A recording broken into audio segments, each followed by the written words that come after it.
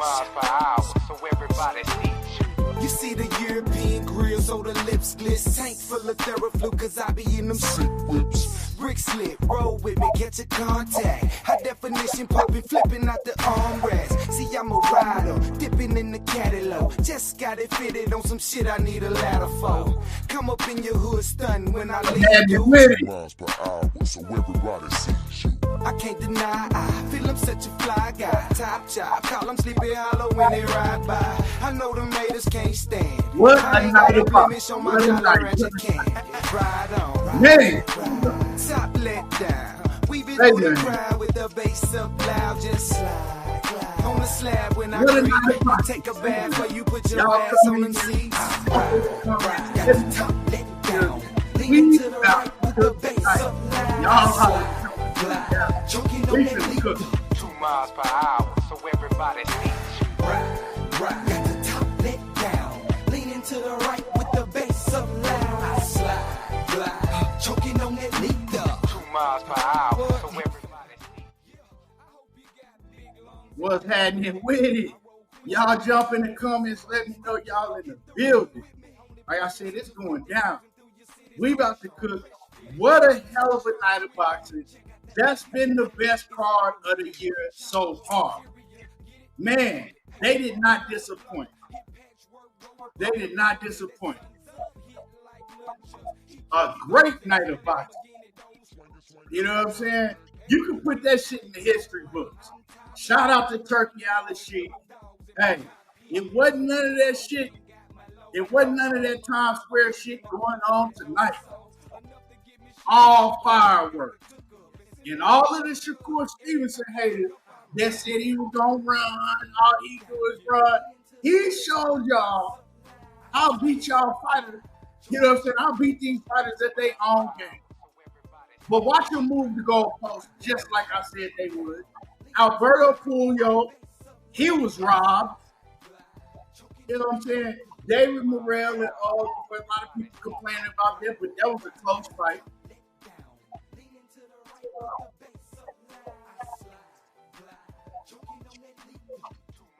You know, hey, they can't say nothing, so they gotta move the goalposts.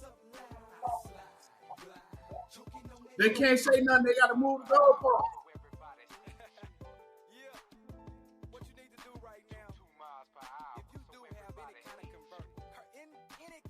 Yeah, they gotta move the goalposts.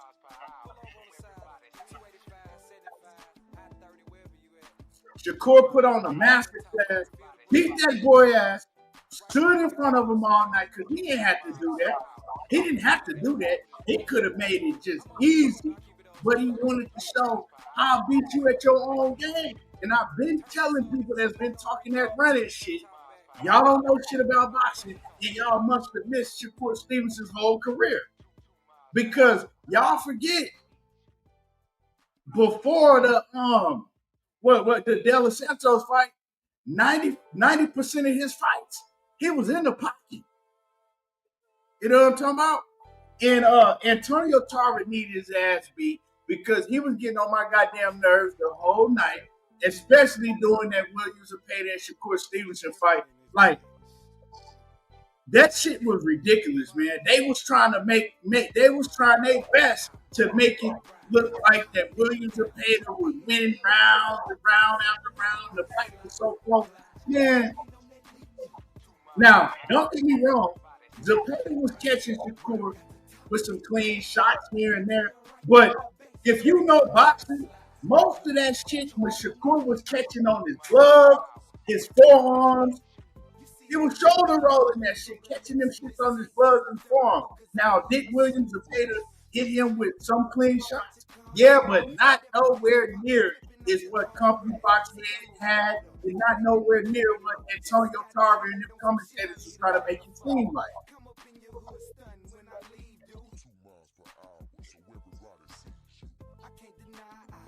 Shit crazy. Yeah, Hollywood Carpenter, you know, he a bald-headed fuck dude. You know what I'm saying? He's a fuck nigga. I can't stand him. I can't stand him. He need his ass whooped. Like I said the other day, he need his bald-headed ass whooped. But see, you said I got a lot of feedback.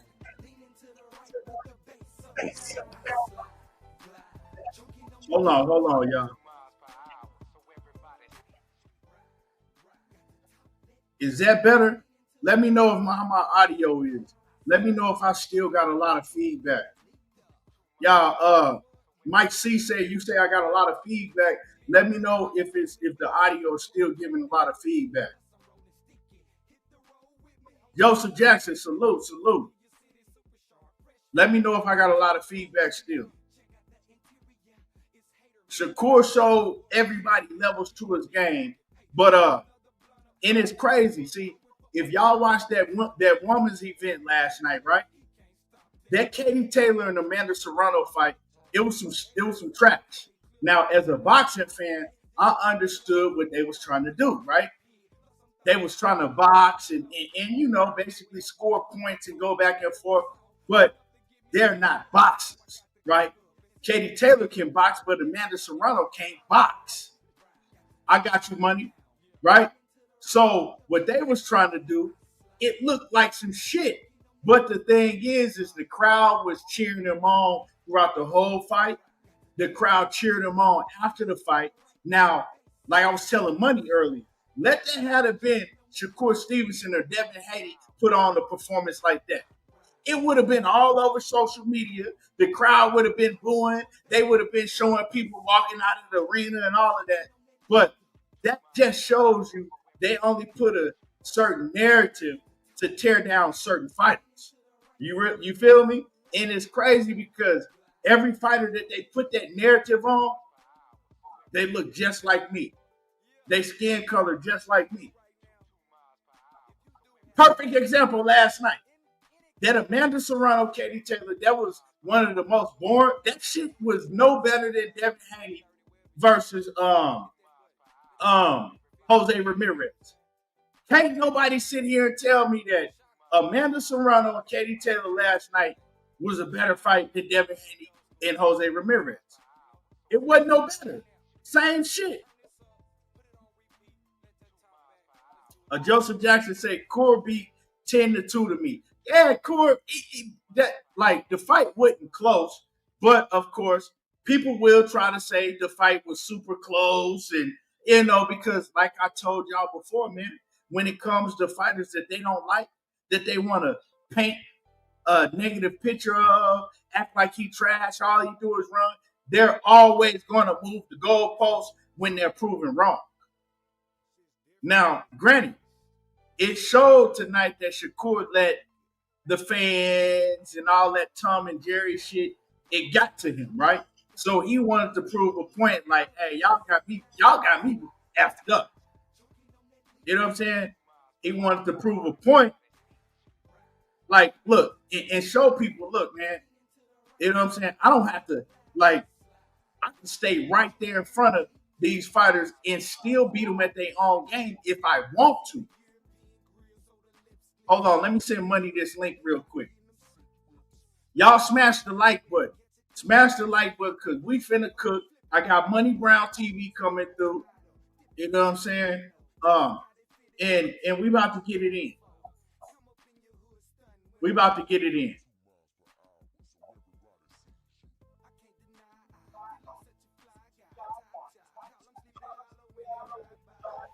We got Money Brown TV coming through. We about to get it in.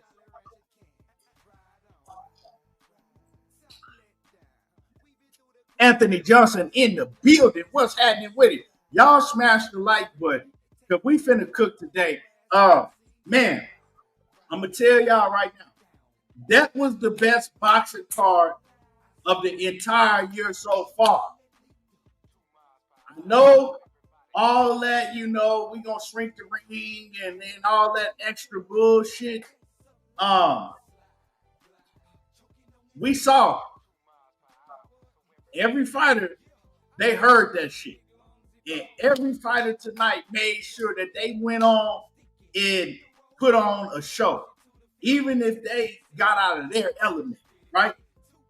David Morrel went out there, stood toe-to-toe with old boy to put on the show, right?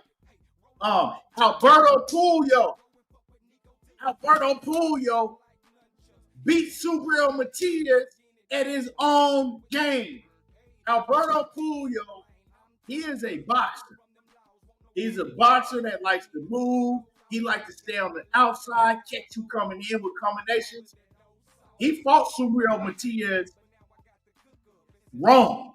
Like, he shouldn't have fought Subriel Maties the way that he fought. And I just sent you the link, Money. I said I sent you the link already. He shouldn't have fought Subriel Maties like he did, but he beat him fighting him at his own game. So, and I told people, man, that limousine head motherfucker, he can fight. For real, that long egg shell shape. Hey, Alberto Pulleo can fight. He's tough. You know what I'm saying? He's durable. He won it in once. Now I know Gary Antoine was talking about, oh man, you know, this and that, they robbed me. Yeah, and Antoine, my God, he's one of my favorite fighters. I got much respect for the whole Russell family, but Alberto Pulleo, he put hands on Gary at points. Now, it was a close fight, and, you know, if they fought again, I think it'll be a close fight again. I think that Antoine probably edge him. But, hey, Alberto Pulleo, man, he should have won that fight tonight. A lot of these judges, they don't know what the fuck they be looking at, just like a lot of the fans don't. Like, people get it effed up because they'll see a fighter continue to come forward over and over and, oh, my bad, I got money in the background. They'll see a fighter continue to come forward over and over and over and over, throwing a bunch of punches, right? And they'll look at that and they'll be like, okay, yeah, he's winning because he's aggressive and he keeps coming forward. But are y'all not counting that every time he comes forward, he get hit with 2 and 3 punches, right? Look at Subriel Maties' face.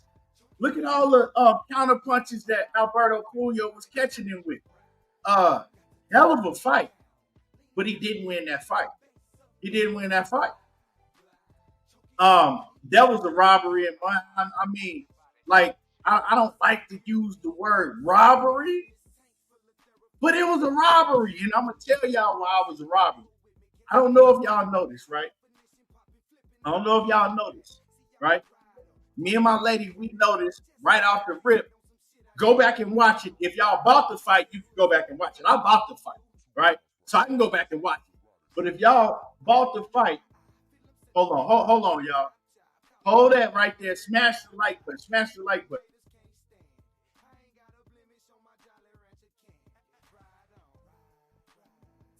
Hey, boy. Hey, you have to eat. Nah, you gotta eat. Yeah, you gotta eat, dude. Hey, all right, my bad. So check it. So if y'all notice, right, I knew it was gonna be some bullshit. Go back and watch the fight. I mean, after the fight is over, you ain't gotta watch the fight. Go back to when the fight is over and they waiting for the scorecards, right? Sam Watson.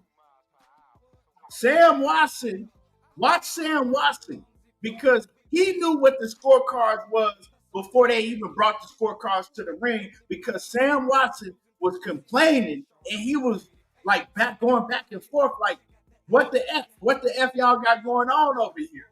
Like, it ain't no way that he won. So Sam Watson knew what the scorecards was before they ever announced it. And I knew that they was going to rob Alberto Pulleo before they gave the announcement because I was reading Sam Watson's lips, and I'm telling y'all, this is before they even had the scorecards in the ring.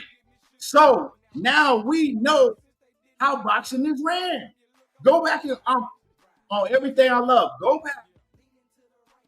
If you can go back and if you paid for the fight, go back and rewind it, and you'll see Sam Watson getting into it with the what's the dude that's with Turkey that looked like he a, you know what I'm saying, like he a New Jersey mobster and shit. the dude that had the Versace shirt on, he getting into it. You seen that? Joseph Jackson. Joseph Jackson said he seen it too. Sam Watson was getting into it with them. So now we know, and this is like at least a good 4 minutes before they ran off the scorecards. So now we know the promoters and everybody, they know what the scorecards is gonna say way before we do. But so when they tell us the scorecards is in, the promoters and everybody already know that shit. You feel me? So man, they robbed Alberto Pulleo. He should have definitely won. And I'm gonna tell you why Alberto Pulleo was robbed. I'm gonna tell y'all why he was robbed. Because Subriel Maties is a exciting fighter. That's what they want to see.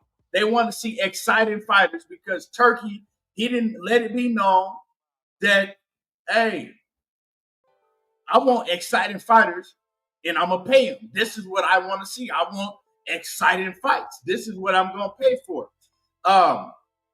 And Subriel Maties, he like a RoboCop. You know what I'm saying? He high guard and he gonna keep coming and keep coming and keep coming and keep coming. He's not gonna stop, right? He knows that dude Dalton Smith and Subriel Maties makes for a great fan friendly fight. Now Alberto Pulleo will just box Dalton Smith's head off. I think it is his name, Dalton Smith. Alberto Pulleo would just box his head off. So he don't want to see a boxer in there against that UK fighter, Dalton. I think I'm saying it, Dalton Smith, right? Either That's Dawson right, Smith or Dalton. huh? I said either Dawson or Dalton. Yeah, Dalton Smith. Yeah, that's what it was, man. Pulleo got robbed, bro. What you thought about that Alberto Pulleo and Matías fight? First off, salute to the chat. Shout out to my bro Keith. Um, I think the first robbery was uh, your boy Morrell? Morel. I thought that was clearly a robbery myself too. I thought the Russian put it on his ass. But I thought the Puyo and the Matias fight, I thought it was a close fight. I thought Puyo won though. I'm with you on that, kid. I thought Puyo won that fight, and then I didn't see. I was watching. I was showing the fights, but I did what I tripped off of, key, is when I seen them putting Matias chain on, bro, and somebody whispered something in his ear. He smiled. He shook his head. I say, "Oh shit!" I swear to God, I hope I could. If I could record, I say, "Hey y'all, some bullshit could happen." And then the announcer said, "Oh yeah, you got to put your chains on when before the thing, because they was putting his chain on his neck." I'm like, "Come on, nigga, you know what I'm saying?" Which I get it though. That's Matias style. Matias my dog. I fuck with him too. You know he like a nigga. He's a nigga Puerto Rican. So, but Yes. but but like I say, I'm with you on that, bro. I thought Puyo was like. I thought Puyo was boxing his head off. Like I thought Matias he was bringing on the aggression. Don't get me wrong, he was being aggressive, but Puyo was being aggressive right back with his ass and was catching him with some clean shots. You know what I'm saying? And tagging his ass. And I'm like, man, when we're looking at that, and I'm looking at the kid, I'm like, is they gonna try to get this shit to Matias because, like we say, he the more known fighter, right? Puyo undefeated, you know. Matias, he didn't knock, like you say, he didn't knock all his wins by knockout, all his wins. You know what I'm saying? This is his first win by a decision. So I'm looking at that shit like, man, I'm just like you, bro. Then like that fight, that man is a champion, bro.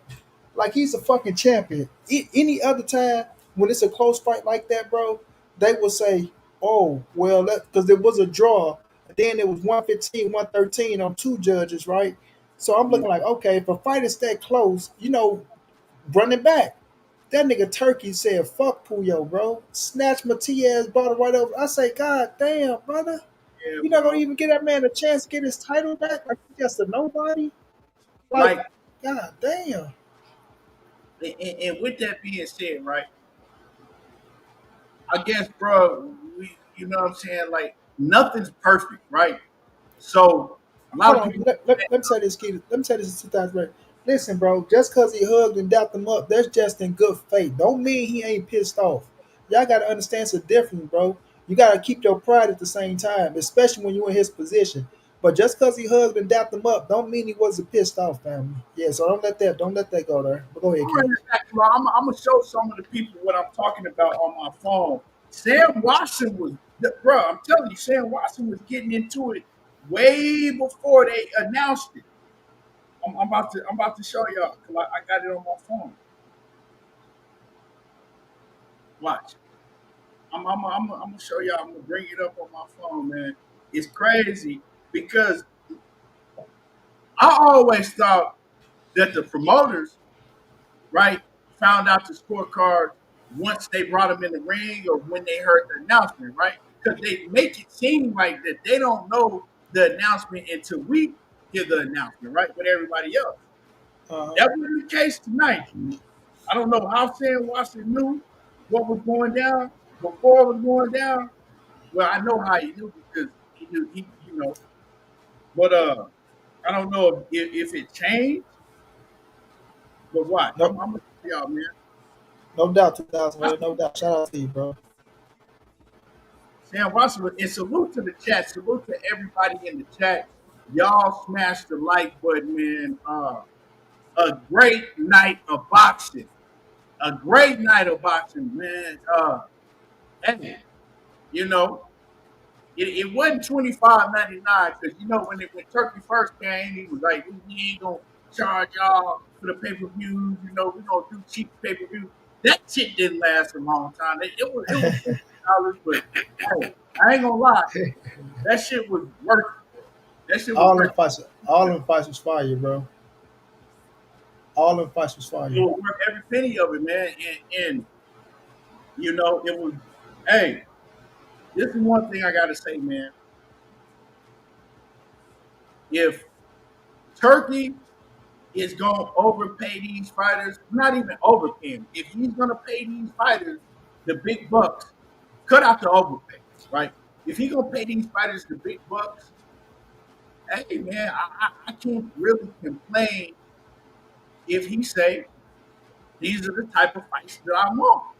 Now, I don't like, what I'm saying, like all of the, basically all of the talks trying to make fighters get out of their elements because that's what makes boxing. If you a brawler and I'm a pure boxer that has good footwork and like to move, can you as a brawler cut off the ring and make me fight your fight and beat me, right? Is your style better than my style, right? Right. We didn't see that tonight. We didn't see that tonight. We saw everybody trying to prove that, My hey, point. I can stand toe to toe and slug it out. I don't necessarily like that, but at the end of the day, hey, if you're gonna be paying me the big bucks, fuck it. You know what I'm saying? And Shakur showed that he's on another level. And we can talk about that later. But I'm trying to pull this up, man. You go ahead and cook.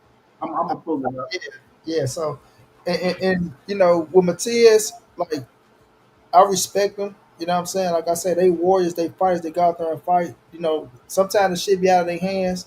You can only go off of the politics and things of that nature. Boy, face fucked up. Yeah, you got had to cut up his eye and everything. Hold on. Matias is looking bad in the face, bro. And Puyo rocked his ass too. A few times, man. But Matias is hella tough because Yeah. no matter what people say, Pullo can crack. How long can you trying to get to the? Are you I'm looking for it? Are you waiting looking for it for? to come All right. up. Yeah, I'm waiting for it to come up so I can show y'all. Look. Okay, bet. Hold on. Bet. Watch. Check this out.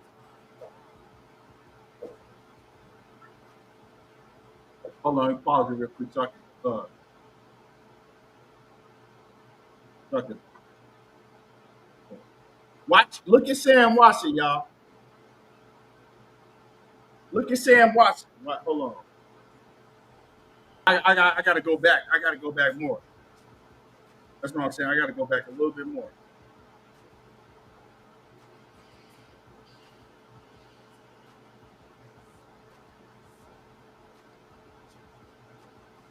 Oh, well, I got you. You go ahead and cook money.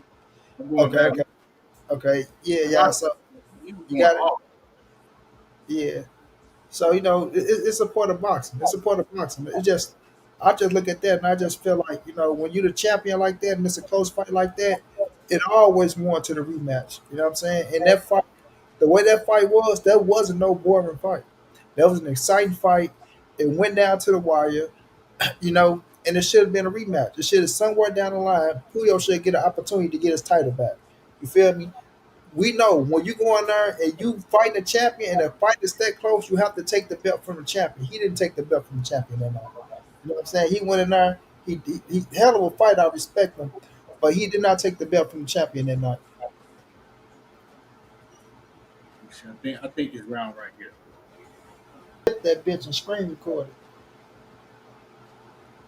It was before that. It was before that. I can't find it, but No, that's why I say when you find it, just screen Sam, record. yeah, Sam was in the background. I don't think you can't screen record off of the zone in Oh, them. okay. Oh, no, that's the app. My bad. You're right. You're That's, right. that's, Yeah.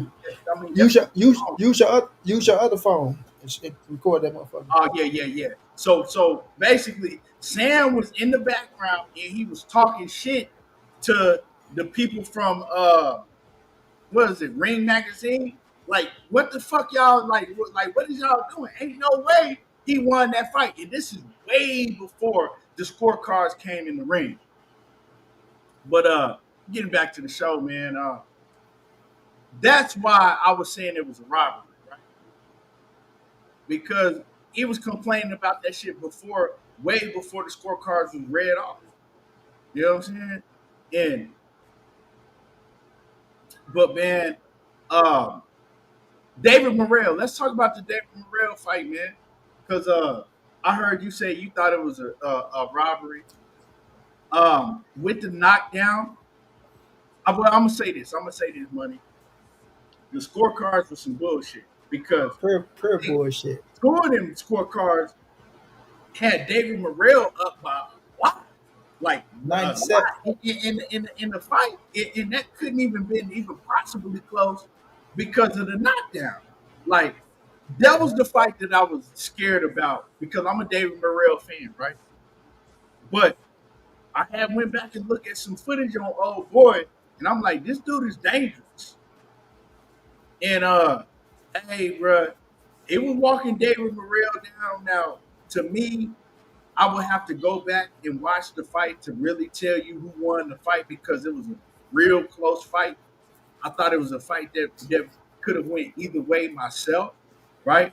Just off of the strength of watching it um, the first time. Plus, I ain't gonna lie, it came on so early. I was kind of still doing shit with my kids, so Right, like right. I wasn't locked in like I was on the Pullo and the Shakur and the Berlanga, right? Right. But so probably like the first 3 rounds, I was 3, 4 rounds, I was kind of like in and out. You Shit, feel you me? had to tell me the fight was on. I thought it was gonna be like, look, I Yeah, say, damn, 6 o'clock. I mean, no, I thought they go it start would at have 6. It was been if like I five had to something. go. Hell yeah. My bad, I ain't mean to cut you off, Key. No, I'm just saying, man. I thought it was a, I thought it was a back and forth fight. Like, oh, boy would come on and he would shine. Then the next round, David Morrell would come on and be back and forth. Like, I thought it was a hell of a fight. And one thing I did say, I said, man, hey, after that Pullo fight, and then well, after the David Morrell and then the Pullo fight, I said, hey, man, You don't know what the it's fuck gonna gonna be happen. real hard for Shakur and Zepeda to come and what I'm saying, to come off of this shit because hey, they were putting on. Hell yeah. What you so what did you see in that David Uh, Morrell fight? in the David Morrell fight, bro, good scrap. David, like you say, he toughed it out. He's tough. David Morrell is fucking tough. I give him that. But that Russian was on his ass, bro. That like he kept pressing, like making the pace going. David got tired too, but you could tell by the way Ronnie Shields was talking to his ass, bro. Like you like when you watch the key, pay attention to Ronnie Shield, then pay attention to the Russian. I can't pronounce his name, y'all. I don't know, but pay attention to his coaches, how they talking like, cause like it's like David, bro. He tried to do what you said. I feel like he was trying to, especially coming off a loss. You know what I'm saying? He coming off the David Benavidez loss. So I think he was trying to prove himself a little bit more to get back in the books. Cause you know how it be, bro. You coming off a loss, you looking at all the bullshit. And I think he stood there a little too long trying to bang with him instead of, using that jab. Because Ronnie kept telling his ass, be fucking smart, man. Be smart. Kept telling his ass to be smart. But he kept trying to prove himself. And he was showboating a little bit Hey, too. Money. You know what I'm saying? Huh? Money, say what's happening to the boxing. What's up? You say the boxer? What's going on? How you doing? Come on. They twins. They look like that's the twins. That's my oldest one. Yeah, no doubt. Yeah. Come here. She wanted they now they all want to get it. Come on. Hey, they feel left out. That's what's key. Up? What's up? Say what's up to Money. Yeah, the twins, bro. Yeah. You want to get in here too? Tell them quit acting shy now. No one ain't gonna look at that boy. They go to knockout orders right there. Nah, the knockout order is the first one. The first one, yeah, for sure. So when you look at a key, just pay attention to them trainers, brother. And then it's just like Morrel, bro. I just feel like he tried to prove too much. I feel like he can beat him. Look, when you look at him, I feel like he can beat him easier if he just stay on the outside usage. Because you can tell when Morrel wanted to box him, bro, he could have boxed him. Like he was popping his ass with the jab, key. Ball. Like, and I'm talking about knocking his head back. Ball. And he hurt his ass. And then if it was if that was a 10-round fight, right? I think that was a 10-rounder, bro. If I'm not mistaken. I might be wrong though. Don't forgive me if I'm wrong. A1, what's going down, bro? A1, what do you do? But damn, was that a 10-rounder? I think that was a 10-rounder, Key. Yeah, that was a 10-rounder, bro. I feel like they needed them 2 extra rounds. But anyways, bro, David Morrel, you can show when he wanted to box, he could have boxed, but then you could see him, he was getting like fuck it, like you could just tell he'll switch up like as soon as it's like he'll catch him with a shot, bam, bam, he'll be on the outside, he'll get the moving and shit. But it's like you say, Key, I think in his head, he like, man, I gotta show up. Then you'll just see his ass get off of that, just give dude what he want. You know what I'm saying? Dude was keeping the pressure on. That's what I was saying earlier. It's like we seen all of these fighters heard what Turkey was saying. Yes. You know what I'm saying? Bro. All of these fighters seen that Ring Magazine shit, and all of these fighters made it a point to effort. Go out there, you gonna put on. Because David Morrel didn't have to fight like he did. He had to fight that dude right in front of him, stand toe to toe. Especially against a motherfucker like that can punch, that's putting on the. And you know when you fight somebody like that, Key, they're Russians, bro. Key, you know who you remind me of, bro? The Russian. He reminded me of Arthur. No. Damn, what's his name, bro? The one that knocked Anthony Durrell ass down when he was faking. Arthur Abraham, bro. Arthur Abraham, bro. I swear to God, Key, that boy had the same pressure. I think one of the announcers said it too, but I was thinking in my head the same shit. I swear to God, bro. I said, this motherfucker, them Russians, bro. I said, this motherfucker is an Arthur Abraham type of motherfucker. They just keep coming, bro, where you got to hit their ass with something hard to get their attention, bro. And David Morrel, he was catching them, and he boom, but ooh, David Morrel hit that boy with something so hard, bro. He walked through. I said, is this motherfucker on steroids? For real, I swear to God, bro, he hit him with an uppercut so hard, bro. On steroids. Bro, and people, a lot of people. That was him? That was him? Yeah, but they let the fight continue? But see, people don't read, bro. People don't read. A lot of people was crying like, oh, how's he fighting? How's he fighting? That was 2 years ago, right? Damn, okay. It was 2 years ago. He popped dirty for steroids.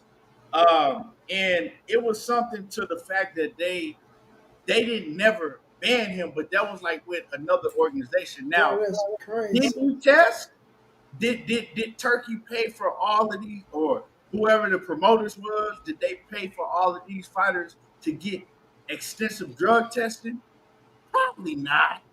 I mean, we know that Shakur Zepeda, you know what I'm saying, and Edgar Berlanga and Hamzah Sheeraz. But what about the undercard fighter, right?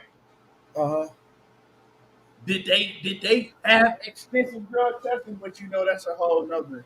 It's a Yeah, whole. so no, yeah, I don't even want to go down that lane. Yeah, so Yeah, we don't. but I was just saying it looked like it. So I don't want to put nothing out there because you feel me? Maybe he was clean today. I don't know, but I just know, bro. David Morrel was hitting with some shit, bro, and the way he was walking through, it just my mind just popped there. Like, god damn, this nigga just coming like the Terminator. But in the last round, I know you seen the last round, Morrel hurt his ass. Mm-hmm. Boom, boom, caught his ass with them like he caught his ass flush. Boom, boom. Like I said, oh, okay, that motherfucker. You feel me? He can get hurt. So when he hurt his ass in the last round, I think those other shots, I thought he would have did then, but still no. I think that the pressure of that Russian, bro, I think the pressure that he was putting on with the drop, you know what I'm saying, is no Mm-hmm. way. Like you say, bro, like if they'd have kept it close and fucked them over, I'd have been like, all right, cool, I get it. You know what I mean? But to have the scorecards that far apart, bro, and it's like, God damn, you know what I mean? Maybe it was on some, you a cheating Yeah, that motherfucker, them so you scorecards, know, that shit was nasty work. You know yeah, what I'm that talking was about? terrible, bro. That was nasty. Them scorecards was nasty work. Yeah, Um, like I said, to me, it was a close fight that could have went either way. I mean,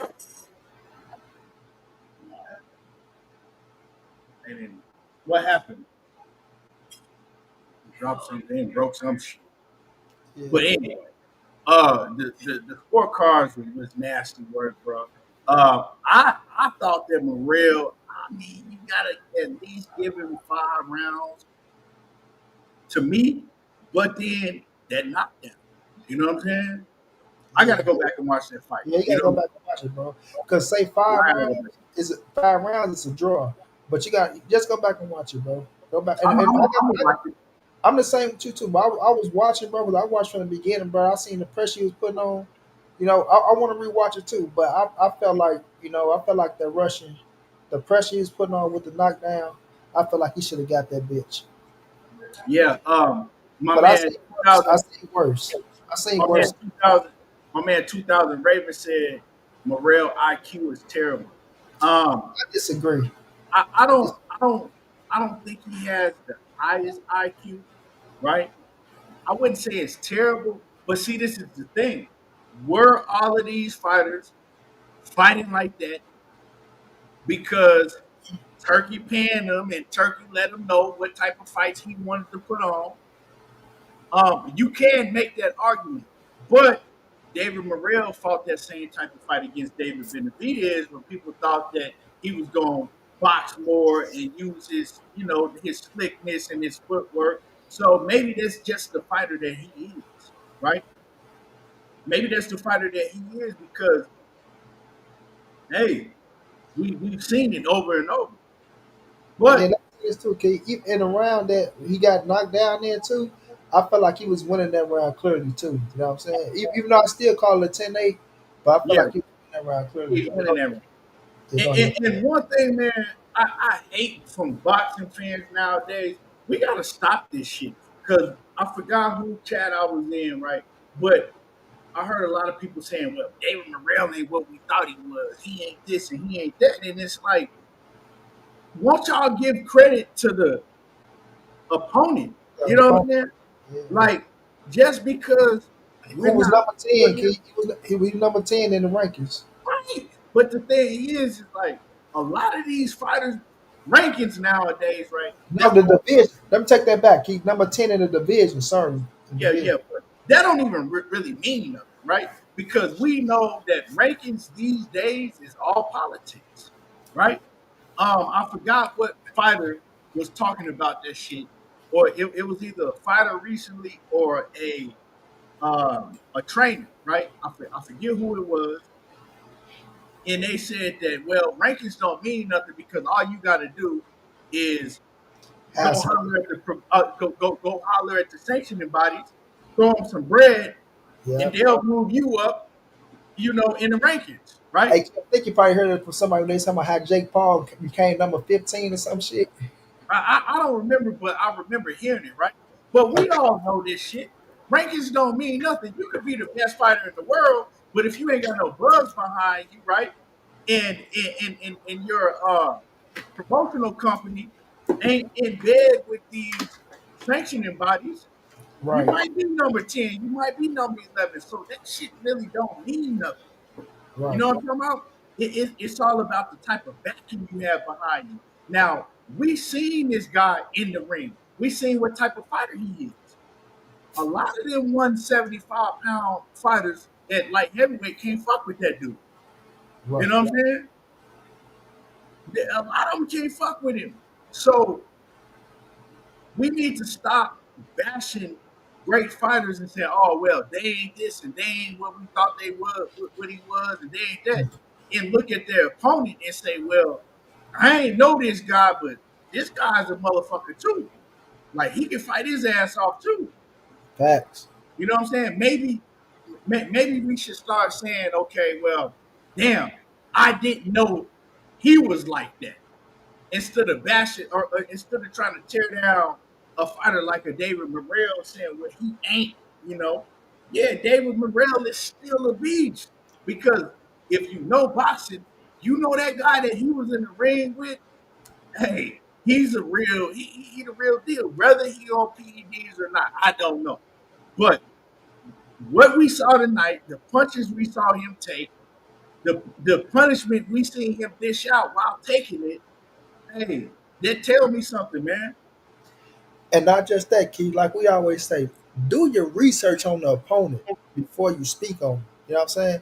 I know they said, the dude was on what he was. Okay, I feel you on that. But go and look at his records. Go watch these dudes. Y'all got to start researching these dudes and understand, like he said, the rankings is another. I think the rankings is one thing, but in the division, to me, that's a whole nother thing because you work your way up in the division. But I see him at number 10. I said, "Oh, this motherfucker is something," and I'm not gonna act like I knew who he was. So I'm not gonna sit up here and act like, "Oh man, I knew he was da da da." Nah, I can't even pronounce the motherfucker name. But when I seen him and they showed the rankings, Bivol, Better Be, David Benavidez number 3. I think David Morrell was number 5, if I'm not mistaken, or 6, somewhere around there, and they had him sitting at number 10. So when you top 10 in a division, you somebody. You feel me? You there for a reason. I respect Abdullah Mason because he respecting all the opponents. So when you see somebody sitting at number 10, that means shit from 1 through 10, you can mix all their ass up and it be a good scrap. Like you say, Key, he gave David Morrell might whoop some other niggas ass, but that might be the style that give him his toughest. You know what I'm saying? The motherfucker that Right. put the pressure on that can take a shot. So it's just how it is, bro. Morrell is a dog. Like he showed me something tonight. He I showed me a don't lot tonight. You like feel me? I don't know what the rankings look like, but I guarantee you, well, yeah, Callum Smith is way above both of them in the rankings, right? I don't Uh think that neither one of them. I mean, I don't think that Callum Smith can beat neither one of them fighters. huh. Like I like the style, like the wrestling, like that motherfucker Anthony came. Yard probably above. And Yep, salute to Anthony Yard. I fuck with yeah, Anthony Yard. He Yard probably was, above both of them in the rankings, but he can't beat neither one of them. yep. I think he was like 5. Yep, it's New York above him. So Yep. if we're not talking about Arthur Beterbiev, David Bivol. Benavidez, and Bivol, who else is fucking with them fighters right there in the light heavyweight division? Yep. It's a toss up. But You see what that's I'm what we saying? saying. Yeah, at the light heavyweight. That's what I'm saying. Though, but at the light heavyweight division, we seeing who at the division, and now because usually we just seeing those 3. Can you feel me? Well, Mm-hmm. really just seeing those 2, and you seeing motherfuckers coming up fighting them. You see Anthony Yard, things of that nature. But now you seeing them cats getting tested, right? But David Benavidez, not Dave Benavidez, Dave Morrell coming up. You know what I'm saying? They getting tested and shit like that.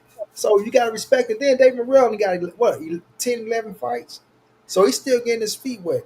Danny Young, you know what I'm saying? So like I said, I feel like coming off of that loss, I feel like he was trying to prove something, not just because of Turkey.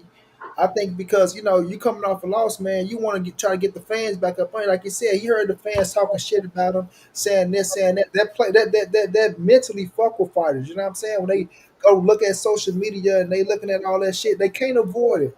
As much as they want to avoid it and say, you know what, fuck that shit, because you got to get on social media regardless if you like it or not. So you can't avoid that shit. So they look at that shit, bro, and it fucks with them. They come back and they try to prove a point. That's why I think he tried to prove a point, bro, to show how tough he is. Like, okay, nigga, I'm a man. I still can do this and do that. And then losing to David Benavidez and coming to fight a tough motherfucker like that coming off a loss. Like, come on now, man. Ain't nothing nothing bad you can say about him, bro. But this is where Turkey is changing the game because we would have never seen shit like this in boxing before. We haven't seen shit take place like this in boxing since the early 90s, 80s, right? Where, yeah, you can lose. That's cool.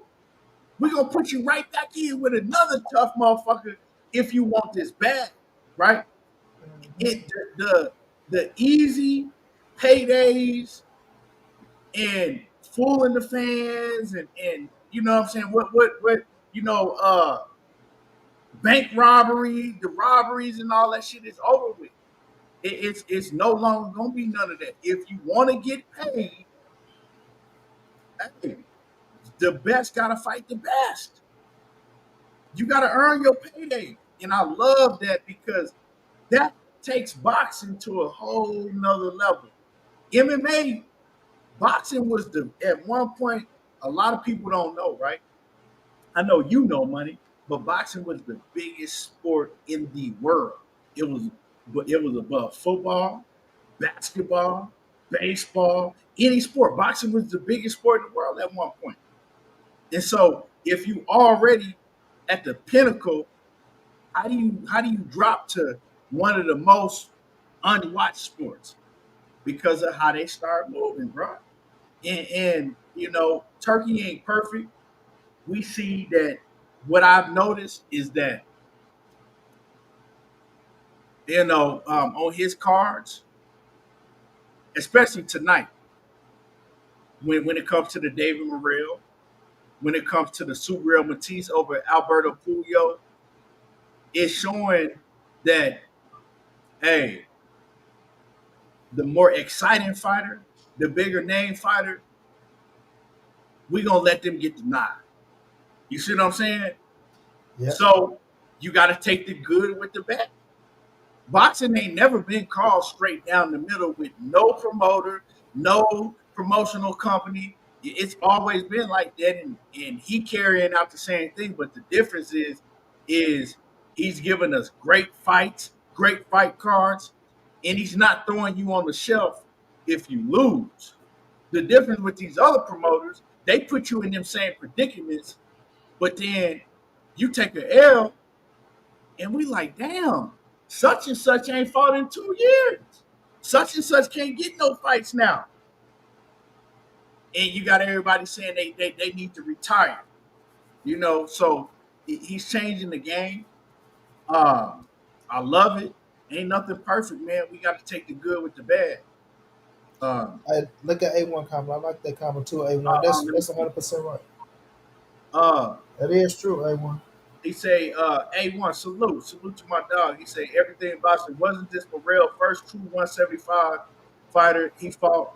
We know Benavidez moved up.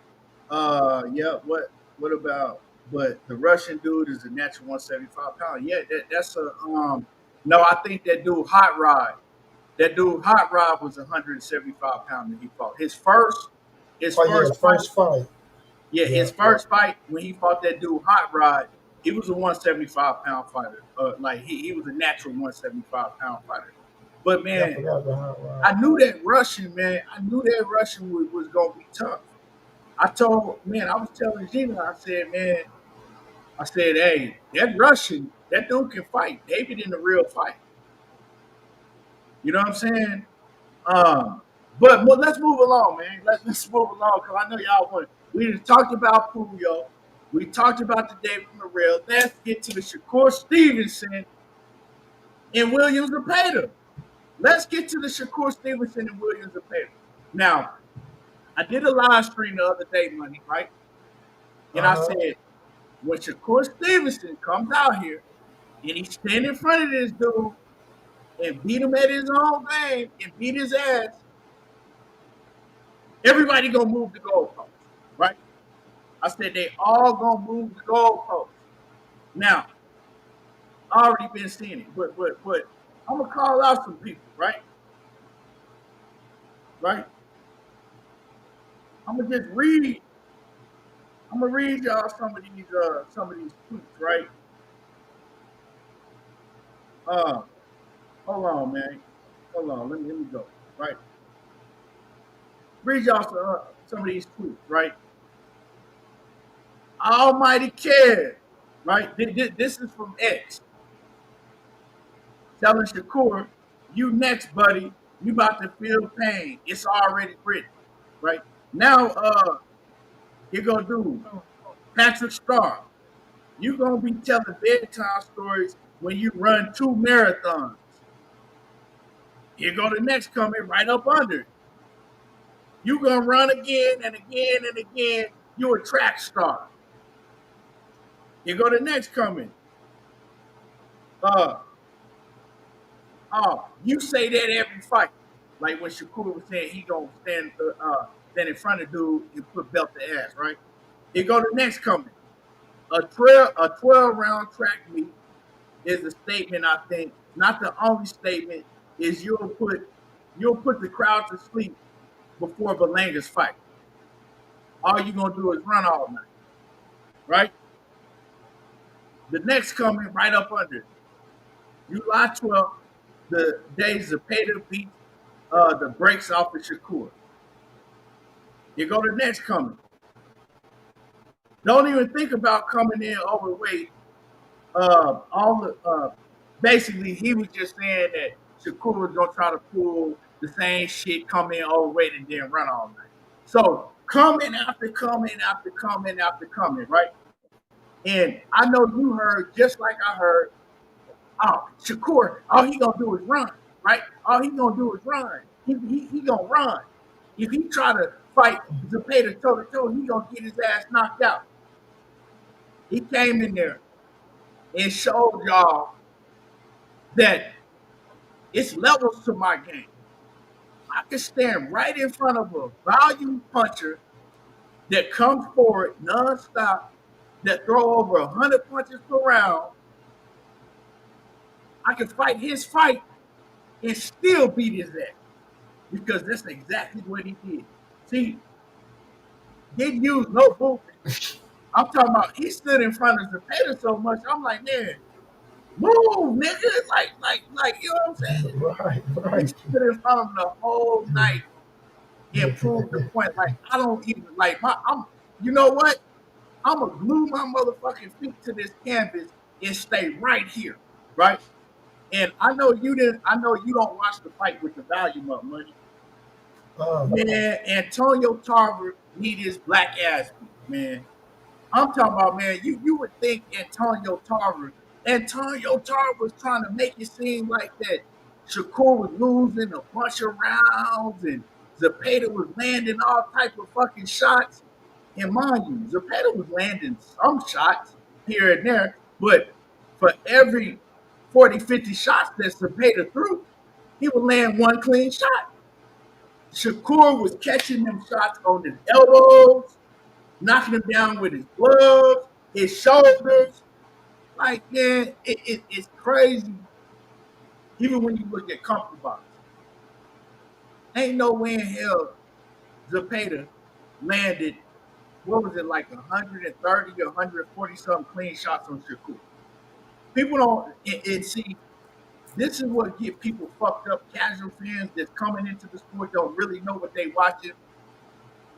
You only score clean shots, right? If you get hit clean to the body, that's a score. If you get hit clean to the face, that's a score. If you get hit clean to the chest, that's a score. If you get hit on your arms, catching shots with your gloves and all of that, your forearms, that is not a score. That's considered a block punch. So Shakur was catching more than 80% of them punches, kept throwing them down, blocking them, catching them up, and then countering clean. Now the clean work, that was Shakur Stevenson all night, countering that for us. But the only thing I got to say about Shakur, because he wanted to make a point, he wanted to let everybody know I'm a fucking dog. I could stand right in front of this dude and beat him at his own game, and he did that. The only thing that I gotta say is that I thought that he should have went to the body more. Um, he was headhunting a lot, you know what I'm saying? But I noticed that Zepeda, he had his hands like he the way that Zepeda was coming, he was protecting his body at all times. So that let me know that Zepeda came in the fight. He wasn't worried about getting hit in the head from Shakur in the face, taking, punches up top. He was more worried about getting hit with something in the body that was gonna hurt him. So he had his guard tucked in real tight. So, I think that kind of made Shakur not go to the body as much as I thought he would, as much as I thought he should have. But other than that, man, to be able to beat a fighter like William Zepeda, people don't understand, man. William Zepeda reminds me of a Julio Cesar Chavez. You know what I'm saying? The fighter just gonna keep coming, go to the body relentless, go to the head relentless, tough. Because the Mexican fighters like that, they tough as hell and keep coming and be able to absorb punishment. But Shakur, he made a point tonight, man. He made a point that all that shit that y'all talking, I'm gonna show y'all that no matter what style I fight, y'all can't fuck with me. I don't have to move. And the thing is that if you watch 90, 80% of his fights, he fought fighters on the inside. You know what I'm saying? And so this shit wasn't nothing new to him. This was just a different type of opponent because now what they start doing is they start trying to minimize the pay. Like he's some trash. If Shakur don't stop him, he ain't what he say he is. So they already start moving the goalpost. Now I went on X afterwards, right? And they already moved the goalpost. Oh, Shakur, I thought y'all said Shakur don't get hit. I thought y'all said he had defense like this. And it just tells you, man, people don't know shit. If you stand toe to toe with somebody that throws hundreds of punches around, a volume puncher, of course you're gonna get hit. He could have fought, right, a different style fight to where he uses angles and movement and kept the fight on the outside, right? But he chose to fight an exciting, fan-friendly fight for the fans and to shut everybody the F up that said that all he do is run, right? But and I even told Shakur this myself. I said, don't let these fans make you fight a different style than you know what I'm saying, a different type of style because when you do it and you win and you beat his ass doing it that way, all they gonna do is move the goalposts. That's all they gonna do. And we see that right now. They did the same shit with Floyd.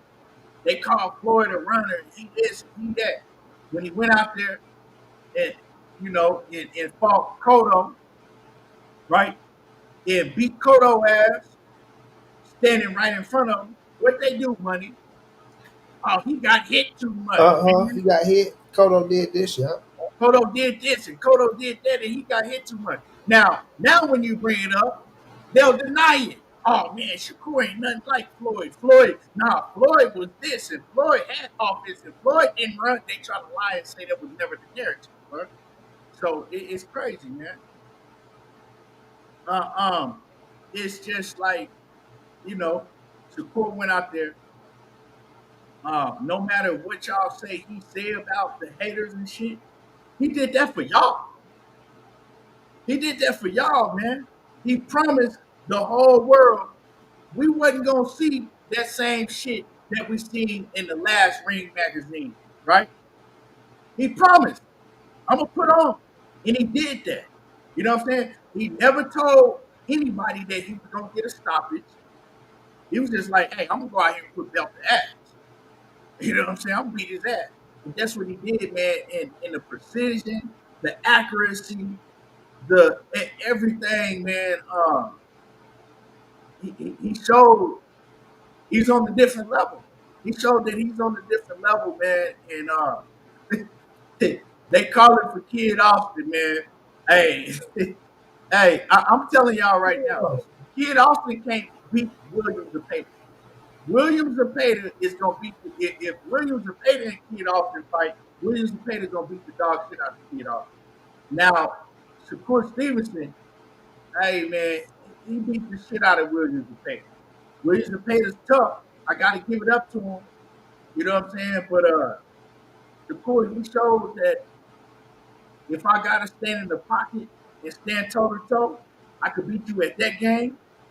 And y'all already know if I want to, you know what I'm saying, use the ring and use lateral movement, y'all can't even come close to fucking with me at that game.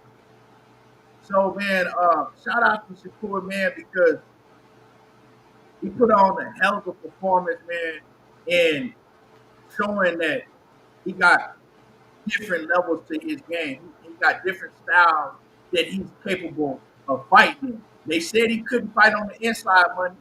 Oh, Shakur, he can't fight on the inside. He showed that. They said he couldn't stand toe to toe. He showed that.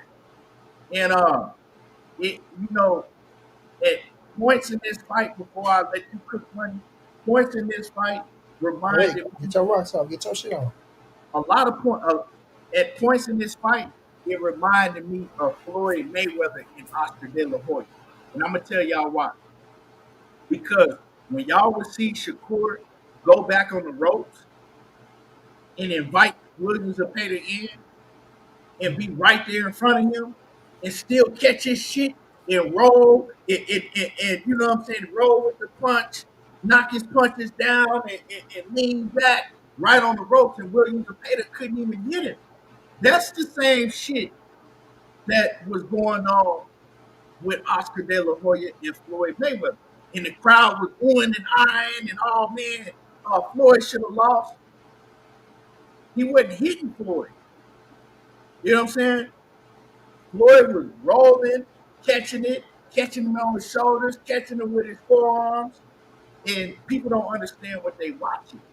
And, you know, you probably gonna hear a lot of people say, oh man, that fight with William Zepeda and Shakur was close. That fight wasn't no fucking close. That fight wasn't close. And you know, the only fight, it's two fights that I want to see with Shakur. It's either is Tank Davis in him, and now people talking about Lamont Roach in him. Hey, let's make it happen, man. Because you know, no disrespect to the Abdullah Masons and all of them. They got to work their way up to the Shakur Stevensons and the Javante Davidson, right? They got to work their way up to that level. But right now, hey, that's what we want to see, man. But go ahead, Yeah, money. yeah. Where do I start, bro? Like you say, now I'm seeing corny motherfuckers coming out talking about the fight was close and Shakur edged out a close fight and all. Get the fuck out of Dodge somewhere, you faggot ass dudes. Get out of here somewhere. And sorry to say that word on here, bro. I want you to get monetized. No, So you it's good. just it's the I didn't already touched it. They're gonna demonetize. They're gonna demonetize. listen. This is what's wrong with the sport of boxing right now today. I tell people this all the time. Y'all cheat yourself out of greatness, bro. You know what I'm saying? Like I say, if I don't like a fighter, I'm not going to discredit a fighter. I'm not, bro. If I don't like you, I'm not going to say you're not what you are. Kind of froze up, Key. What's that, Key? You know, I'm froze. Nah, you good. Oh, Just no, know. no, motherfucker. He be on X all the time. Talk my Prince shit. 313. Zapata about to whoop your ass. You about to run all night. Where you at? Oh yeah, oh man, I'm be on their helmets. Yeah, it's gonna be 1,000 excuses. So Uh huh. it comes down to the fact, bro. It comes down to the fact that, like I say, people cheat themselves out of greatness because they want to sit up there and criticize every goddamn thing when you're supposed to be loving the sport of boxing, right? People say, oh, hold on, I'm getting a look. People say they love the sport of boxing, but we have somebody as great as Shakur Stevenson, bro, and great he is. You understand what I'm saying? Great he is, and they would discredit this young man. Who I mean, this young man fucking his resume is fucking phenomenal, bro. I'm talking about resume is phenomenal. You know what I'm saying? Like you're not going to find too many resumes like that in the sport right now, bro. 3 divisions, a silver medalist, like the way he putting on the best defensive fighter in the game, right? But yeah, act like defense ain't important to boxing nowadays. Like when the defense not stop? I mean, when the defense stop being a part of boxing? You feel me?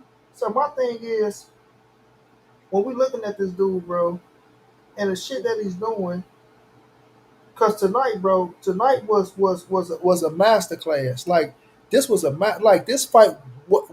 It wasn't nothing close about this fight. Only thing was close is them fighting. That's it. And that's Shakur standing close to his ass, making them miss and making them pay. Like you say, the shoulder roll was on point. Shouts out to Zepeda though. I'm gonna give him credit because he had Shakur. You know, he had him working. You know what I'm saying? I respect that he came out. He fought his fight. You know what I'm saying? Zepeda fought his fight. And I thought Shakur was gonna take his fight away from him. See, that's another thing Shakur could have done.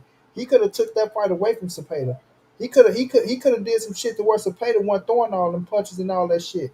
But he said, you know what? I'm gonna let him get his shit off. I'm gonna let him get what Floyd said. I'm gonna let him get his shit off. Yeah, I let him get his shit off a little bit. So Shakur was letting him get his shit off. He was letting him fight that fight. You know what I'm saying? And he was welcoming that fight. Like he wasn't running from that shit. He was welcoming that fight. And like you say, he was standing right there looking just like Floyd. Make somebody in the comments saying, "Oh, it'll be there." The shoulder roll is there. Like ain't no it'll get there. That motherfucker is there. Like he got it. You feel Yeah. me? He got it. Buddy, pals. He has that shit in the bag. And not just that, bro. He was looking good with it. You know what I'm saying? So when I was looking at Zepeda, I was looking at him get tired. Can you hear me? I'm Yeah, he looking. was. I'm like he tired in the month. Look at. Shakur's, you know what? One thing Shakur showed, he a 15 round fighter, bro. He was calm. Like even Jenny was like, man, he's so calm in there. And Zepeda was puffing, like going Yeah, back, walking back to the corner, like yeah, he's the yeah. value puncher. Yeah, and I was looking at Shakur too. I'm looking at Shakur. I was like you, Key. I'm saying, look, he let him throw his shit all the way, and then he started walking his ass down, touching him. Like you said, I thought like because when he was going to the body, he was going to the body beautiful, especially the little surplus where he boom stick that motherfucker down there. But I give Zepeda credit too. Cause he was sticking that motherfucker back down into Shakur too. I say, damn, Zepeda, he trying to go to, but it just shows you, like you say, it shows you the shape Shakur Stevenson in, bro. You know what I'm saying? So man, he was just making them miss so many punches and making them pay. He was getting some shit off, though. I'm not going to say he wasn't catching Shakur, but that just shows you Shakur can take a shot as well. The ones out there that say this, that, and the third, right? So it's like, man, he was out there, bro. Listen, that was a masterpiece tonight, bro. No I, ifs, ands, and buts. he would eat Huh. some shots, nigga, and smiling at him Yeah, not yeah, showing like, hey, remember they said, oh man, Shakur get hit, man. He ain't got no chin. I used to always say, how the fuck you gonna say that somebody ain't got a chin just because you ain't never seen them get take hit a with hit. it? Exactly. Take a big punch. You know what I'm saying? Like Facts. he was Facts. walking through the but now you know what they gonna say, oh man, it's just cause Zepeda can't punch. If that was such and such, he would have been asleep. Yeah, yeah. So it's like What they they they gonna go, they do? go, yeah, they gonna run with this narrative of well, Tevin Farmer did this and did that. Cepeda made it rough and tough on him. Oh, it's this. Like they gonna make all excuses in the world. The number one thing is they gonna use is why he. Because I was saying that shit when I was talking to the cat when I was streaming the fight. Oh, he ain't gonna knock him out. He ain't hurt him. I said, what the fuck are y'all talking about? He's not a knockout orders. He beating the shit out of his ass. So Right. that's what he's supposed to do. Like quit every time y'all see somebody fight. They supposed to knock him out. It wasn't no knockouts tonight. You feel me? So at the end of the oh no, yes it was. I'll take that back. Yeah, But we gonna get besides to that, that one. yeah, that's why I said I'll take We that gonna, back. we gonna get to But that but one. so it's like, yeah, man, just get credit what credit is due. But this the position Shakur gonna be in. You feel me? So it's okay. It's okay, bro. You know what I'm saying? And we But gotta think, man, he made this his point tonight. this William Zepeda, bro, was 33-0 with 27 knockouts. And you know what I'm saying? People tried to start minimizing because of the Tevin Farmer fight.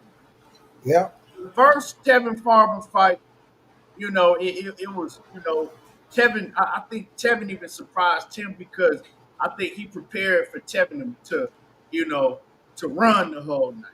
And Tevin went in there fought, but he still, man, he hit Tevin with some shit. At times, I was like, man, he gonna give Tevin brain damage. In that second fight, man, he damn near like killed Tevin. That second fight, man, if y'all go back and look at the body shots he was curling Tevin over with, and Tevin, that's what let me know how tough Tevin is, because a lot of times, bro, I thought Tevin was gonna quit. Me too, right? If you look at the body language on Tevin, like the way he was like, you know what I'm saying? When William Zepeda was hitting him with body shots, and he was, you know, it looked bad, bro. Like, it was so bad that Gina was like, I can't watch this no more. I'm gone. Cause she fucked with Tevin in Poker. In poker. Yeah, she fucked with Tevin in poker. It got so bad in that second fight, she was like, I can't watch this no more. I'm gone, right? You know, it was looking bad for Tevin, but Tevin is tough. But that fight, right, them two fights, they took a lot out of Tevin Farmer. The punishment that he took from William Zepeda in fights, and especially that second fight, bro, it was bad, bro. Like, the punishment that he took, he showed how tough he was, but he took, man, that had to take a lot out of him. And people didn't want to give that to William Zepeda, right? That credit to William Zepeda, because they like, oh, well, he fights Shakur next. We don't want to give him no credit. You know what I'm saying? Because before, they thought the Shakur fight was going to be made. It was, oh, Shakur can't fight no pressure fighter. Shakur ain't going to be able to do this. Shakur ain't going to be able to do that. As soon as the fight was made, William Zepeda ain't shit. If Shakur don't stop him, Shakur, he better stop him and make that shit look easy. William Zepeda ain't shit. A man ain't 33-0 with 27 knockouts and ain't shit. And I made this point my last live stream, Money. Right? A lot of fans tried to make Pitbull Cruz a monster. Pitbull Cruz fought Giovanni Cabrera on the undercard of Errol Spence and Terrence Crawford. Giovanni Cabrera boxed Pitbull Cruz's head off, in my opinion. Pitbull Cruz lost that fight, in my opinion, right? I think that Giovanni Cabrera beat Pitbull Cruz clearly. Now, of course, Pitbull is the fighter that got the name, and they gave it to Pitbull, right? They gave him a close decision, right? Giovanni Cabrera then went on to fight William Zepeda. William Zepeda got him up out of there and beat the dog shit out of him. He got him up out of there in 4 rounds. 4 rounds. Walked through him. Made it look easy when Pitbull Cruz struggled the whole night, right? Then Maxie Hughes, we all seen Maxie Hughes put hands and feet on George Kambosos and get robbed. We all seen that shit. Then they put in Maxie Hughes against William Zepeda. William Zepeda walked through him, made Maxie Hughes look like some trash in 5 rounds. So I'm saying that to say, William Zepeda, he ain't never been no fucking bum. Motherfucking Tevin Farmer, he ain't never been no bum. Tevin Farmer can fight his ass off. Now people gonna try to use, oh man, look what Kid Austin. Anybody can get caught with a clean shot. I think that one thing Tevin started doing is he tried to change his style when he don't have the power to be a fighter to stand toe to toe and slug it out with you. You don't come in the first round and stand right in front of somebody like Kid Austin with your hands down and your fucking chin wide open and try to slug it out. That's where he went wrong. Tevin Farmer was known for being a slick fighter with great defense. You couldn't hit him. He wasn't known for being a fighter that's going to stand right in front of you and try to walk you down and knock you out. You know what I'm saying? That's where he made the mistake, and Kid Austin caught him, and it is what it is. Kid Austin ain't levels above no Tevin Farmer. I really don't even think he's a better fighter than Tevin Farmer. Yeah, he did what he did. He caught him, but, so people tried to minimize William Zepeda because of that. William Zepeda can fight. Motherfucker can fight. You know what I'm saying? Like Shakur said, won't some of these other guys get in the ring with William Zepeda? It ain't gonna happen, But hey, Shakur, man, he's on a different level, man. It's certain fighters that's on different levels. Shakur, Gervonta Tank Davis, Keyshawn Davis, he moved up now. I think Abdul Mason, he gonna be, you know what I'm saying? He gonna be one of them ones. Kid Austin definitely not one of them ones. Y'all can be fooled by that shit if you want to. Like I said, if Kid Austin and William Zepeda fight, I don't think that Kid Austin can fuck with William Zepeda. William Zepeda gonna put that pressure on Kid Austin. He gonna close the distance on him, and Kid Austin is gonna look like he did the fight before he fought Tevin Farmer, but it's gonna look a lot worse. People get excited in moments. Anybody can get caught with a big shot if you're not taking your opponent serious. If you get caught slipping, that can, especially when you're still cold in the first round. Hey man, it's a lot of big fights to be made. And Shakur Stevenson, man, maybe now, right, with the type of style fight that he put on, maybe some of these dudes will stop ducking him and get in the ring with him now. Shit. The show what he just showed? Shit. Because you heard, because like I said, if a lot of these fighters, they starting to go off the narrative that the fans be pushing, right? That's true too. A lot of these fighters start, oh man, he gets hit a lot. If he do that, go on in there then. Go on in there with him. Go on in there with him, man. And I want to see him against Tank, Lamont Roach, because and I'm continuing to put Lamont Roach in that conversation because Tank got to beat Lamont Roach. Styles make fights. Lamont put himself on that level though, Key. Huh? Lamont put himself on that level. What he did with Tank, he put himself there. Honestly, I don't see none of them guys beating Shakur Stevenson because he showed what I already knew, right?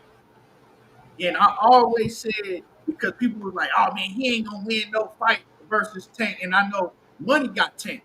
I've always had Shakur Stevenson. It is what it is, But I've always said, and money can attest to this, right? I've always said, people keep talking about, oh man, he just gonna try to win a fight running against Tank. He just gonna run. I said, man, y'all done lost your fucking mind. I said, he's gonna show different levels in a Gervonta Davis fight. At times, he's gonna be in the pocket. You know what I'm saying? He's gonna be in the pocket with Tank.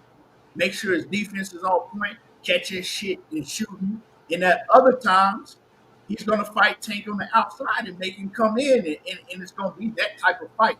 I said that a fight between Shakur and Tank is gonna be more of a IQ battle. You know what I'm saying? It's gonna be more of an IQ battle because Tank can box, Shakur can box. I think that Shakur is a much better pure boxer than Tank, but then Tank can fight. You know what I'm saying? He's when you talk about fight and being dangerous to power, Tank got that edge. When it comes to defense, I think that Shakur's levels above Tank with defense. And then, it's just gonna come down to certain things. And I think that Shakur, he got more tools in his bag. He got more tools in his bag. That's my opinion. And that's why I always wanted to see that fight, right? He was never gonna try to go into a Devontae Davis fight and just move around and run the whole night. Yeah, if your fucking hands is hurt against somebody like an Edwin De Los Santos, you got to figure out how to win the fight. I've seen Floyd do the same shit. I've seen Roy Jones do the same shit in his prime. I've seen Roy Jones win a fight with a broken hand and use movement, and pop shot from the outside. Like, you got to do what you got to do to come out victorious. Fuck what people talking about. And that's how I look at it, Q. When we talking about these fights, bro, and then when we looking at the kid Austin dude, right? Like, bro, I don't even know how he even got even in a conversation with Shakur. Like, I'm gonna be realistic with y'all, fam. Like, I never thought he even deserved a fight in the first place. He haven't done shit in the sport of boxing. Let's just be realistic. No.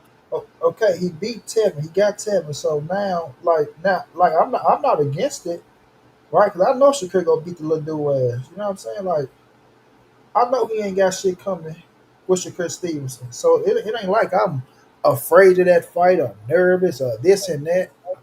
Shakur go mop the floor with his little ass. You know what I'm saying? Like you say, he gonna come out hot early on and shit like that. But I look at it like you said, I'd rather see a Lamont and Shakur than you know what I'm saying, Kid Austin. But if he get the fight, he get the fight. I'm not gonna try to knock him from making a payday or shit like that. If he get the fight, he get the fight. You know what I'm saying? But he ain't done nothing. Then the shit that his daddy doing, like, that's just so terrible. But that's a whole other story. You know, so it's gonna be what it's gonna be. One thing about Shakur Stevenson, after tonight, after tonight, is nothing they can say. I don't want to hear no backhand ass no backhand ass compliments that niggas trying to put out there. He did what I wanted him to, what I said he should do, but there ain't none. I don't want to hear none of that shit. Just give full credit tonight. He went out there. He stood in that man's face. You know what I'm saying? Jerry stood in Tom motherfucking face and whooped Tom motherfucking ass. Put belt to ass. Like he said he was gonna do. Belt to ass. And it wasn't close. Nowhere near close. So all you motherfuckers out there that want to say it's close, looking stupid, eating that motherfucking crow, just be realistic with yourself, man. Quit the bullshit. That way you don't have to feel how you're feeling right now. Cut the bullshit out starting right now today. And you don't have to feel that way right now trying to keep up a dumbass lie or trying to keep up a stupid ass narrative, right? To act like you know what the fuck you talking about because you motherfuckers don't know what y'all talking about. Y'all just being pure motherfucking haters and can't get credit where credit is due. But that's why me and Key here to, put belt to ass to you Negroes. And when we get back full throttle, yeah, we go see what it is. We go And see you know exactly. what else? I don't know if you remember me saying this, right? Remember when I said, man, it's only one style that I believe that Shakur will have a problem with. I said in order to give Shakur problems, you got to be a Marcos Maidana type of fighter, right? Yep, I said I've been saying that shit. I said that type of style will give Shakur problems, right? yep, We seen the closest to that style tonight with William Zepeda, right? Now, it ain't the exact same, right? Because Madonna, he had a way of looping his shots to where you thought them shits was coming, where you thought he was coming to the body, and he'll loop over, right? He would loop over the shoulder roll and all of that, right? And of course, yeah, Marcos Madonna had more power, but William Zepeda, and Robert Garcia in the corner. and Robert Garcia. So a volume puncher that's gonna keep coming and keep coming and keep coming, and that's tough. To me, that's the type of fight that makes for the hardest fight for Shakur. A lot of these other guys y'all talking about, if you ain't got that type of style, like to me, in my opinion, you really not fucking with it. You know what I'm saying? Like styles make fights. And for him to show that he can get past that style and beat a motherfucker standing flat foot in the ring, like his feet is glued, to where I'm like, why? Like nigga, move a little bit. Like that, just don't stand there. Cause I don't really like that standing in front of a fighter. You know what I'm saying? Especially if that's not your style. But he showed, man, hey, I got different elements to my game. 2000 Raven said Gary Antoine Russell and Matias would give Shakur fits. Um, yeah, if he fought him like he fought William Zepeda. But the thing is, that's why I'm saying that Shakur showed that he have a bunch of different elements to his. He got a bag. You know what I'm saying? You think he gonna go in there and fight one of them if he moved up to 140? Fight one of them like that? Nah.